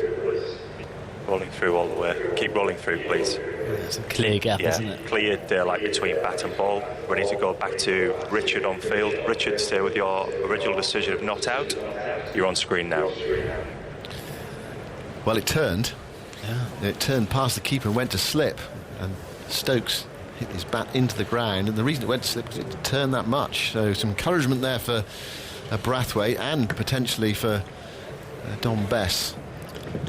Although West Indies got a lot of right-handers in their team. Although it doesn't take out the off-spinner, but generally you like the left-armer to take the ball away from the right-handers and the off-spinner to take them away from the left-handers. Stokes digs that one out into the offside, goes to cover, and there's no run. It's not a nice over for Ben Stokes because Brathwaite is not a frontline bowler. Brathwaite in again, slings that one down outside the off stump, and Stokes ignores it. And it's the last over for T. You can't get out. It's just that little the funny thing about the mental side of cricket. It should just be quite an easy over to play. 2 balls left. Stokes is dead batting that back up the onside. Brathwaite picks it up and there's no run. Just because of the context of the game, it just adds a little bit to it. It's a good move actually by Holder. Something Ben Stokes probably wouldn't be expecting to face in this Test match. West Indies down to 1 review now. Brathwaite bowls, fires that one through outside the off stump as well. It was rather a wasted delivery from Brathwaite, that last one. Anyway, Stokes ignored it, and that's the end of the session. England 10 overs from the new ball are 168 for 3, so they lead by 54. And in that afternoon session, 30 overs again from West Indies, 30 overs up to lunch as well, and England scored 89 for 2, so the game is right in the balance here. It's an intriguing game. It's been a slow burner, but it's an intriguing game. Anything could happen from here. All 3 results still possible, especially with that new ball 10 overs away. Yeah, the West Indies have hung in there, haven't they? Actually, the 2 soft dismissals, you'd say, out of the 3. But if you're West Indies now, you know how crucial the new ball's going to be. They've got to have the 20 minutes off, and you want the coach. This is when the coach really comes into his own now. Because again, they're 3 down, 50 odd for 3. You suddenly go bang bang on that new ball, or even 1 before the new ball, and then you get 2. Then England are 80 for 6, effectively with the lead, and they're right on top. And that's what you have to believe. You have to believe that as a side. You can't think, we've got another 2 hours and 2 hours 45 in the field. We'll just get through it. This is the time that they really need to step up the intensity. 1 big push as a side, and it could happen. Yeah. The other side of it, of course, is that there are 38 overs left in the day's play, a long session. And if England were to dig in for a bit longer, they just reverse that pressure a bit, and then England begin to get away from the opposition. Yeah, and if you're in the England camp, you're saying, right, we've got an hour and a half really with a new ball to negotiate, and if we don't lose a wicket, suddenly we'll be 100 for 3. Then we can push on. So that's how finally the game is in the balance. And it's been an intriguing test match with, as you always say, you keep telling me, Simon, that the low-scoring test matches are the ones which keep you on the edge because every run is so valuable. Yeah, they're always better when the bowlers are in the game. I still haven't worked out whether you're a batter or a bowler, Simon. Well, as a watcher, I'm a bowler. As a player, it's a batsman of sorts. Right, so 168 for 3 at tea. Time for Jonathan to come in. West Indies, possibly a bit of an issue with Shannon Gabriel. He's still out there. They talk about that new ball, Gabriel rushing in. Perhaps 1 or 2 of the others are going to have to take the burden a bit, Alistair, as Jonathan comes in. I've just been given I'd rather talk about your batting, apparently. I've just been given a little inside information by Mr. Agnew that you like the defensive block, a bit of a blocker, a grinder. There's Andy Zoltzman doing exactly the same. Now as he leaves, he's dancing down the wicket, hitting it through extra cover. Against the spin, with Aritharan bowling into the rough, and Simon Mann is going through extra cover for 4. You'd have been a very angry cricketer, Simon. Very easy to wind up, I think, you're bowling at him. Anyway, let's quickly talk about Joe Denley, because we've talked about clearly this situation a lot. I mean, it's just, what are you trying to... Can you explain it? It's just ever so difficult. I mean, get in. Get in so often. Does all the hard work, doesn't he? When I first started playing cricket, my first year of first-class cricket, I averaged 30. We kind of just talking to the coach at the end of the year, and she said you had a really good year because you got in so many times. You did the hard bit. Your challenge is next year. Can you then kick on? You've got to kick on, because there'll be days where you get a naught. You need the 100 to balance the naught if you want to have a successful career. And that really stuck with me. So actually, I took confidence in the fact I was getting in and doing all the hard work against the new ball, seasoned pros. But I wasn't good enough to kick on. And And you have to learn that. But it's, we were talking about ice creams, how calmly they were batting, weren't we? Yes. I know we probably should have been concentrating a bit more on the cricket, but they had everything in control, playing really nicely, Zach Crawley and Joe Denley, and just out of nowhere. Yeah. He knocked his ball, just chipped him mid-wicket, and unfortunately at this level, with this amount of scrutiny and the game in fine and margins competition too. and competitions, Yeah. you cannot afford to do that. I mean, you've got to be fair. He's talking about, obviously talking about Stuart Broad. Do that. I mean, you've got to be fair. He's talking about, obviously talking about Stuart Broad being dropped and so on after the run of form that he's had and success that he's had. Well, we know that bowlers do tend to get dropped more easily than batsmen do, but if you do have to be fair, don't you? And we have to be fair talking about it. Yes. We have to be fair talking about it. And it's horrible to bring up something negative about a player, but he's got out so many times after getting starts that we can't not talk about it. And it has to be a mental thing. Yes, there's a few of those dismissals in that in that montage you'll see on the TV, which will be balls coming back into him getting bowled, but everyone has a way of getting out. That's just the way it is. I used to nick off and get LBW. That was my two main ways of getting out. So you're going to get out, but just to continually get 20s and 30s, it has to be a mental thing, and Joe has to look at that. He has to identify with it. You probably first start going, do you know what, it's not a problem, it's just one of those things, trying to put it away, because you do. But at some stage you have to look in the mirror and go, actually, I do have an issue and I have got to resolve it, because if I don't, I'm not going to play. And if he doesn't play the next game, you wouldn't say it's unfair, would you? No, you wouldn't. And you do wonder. People say, you always want to just get one score, get to that 100 and it'll be okay, but you start to wonder if he actually will ever get there, because he's had so many starts. Yeah, yes, absolutely. But again, he's doing the hard yards, he's doing the hard work. The hard thing is getting in. It's so much more susceptible to the first 20 balls of getting out, where you don't know the pace of the wicket, everything's in. And how many balls did he face today? Like 60 again, 70? And you say you'd be in by then, and to keep continually getting out, it is an issue.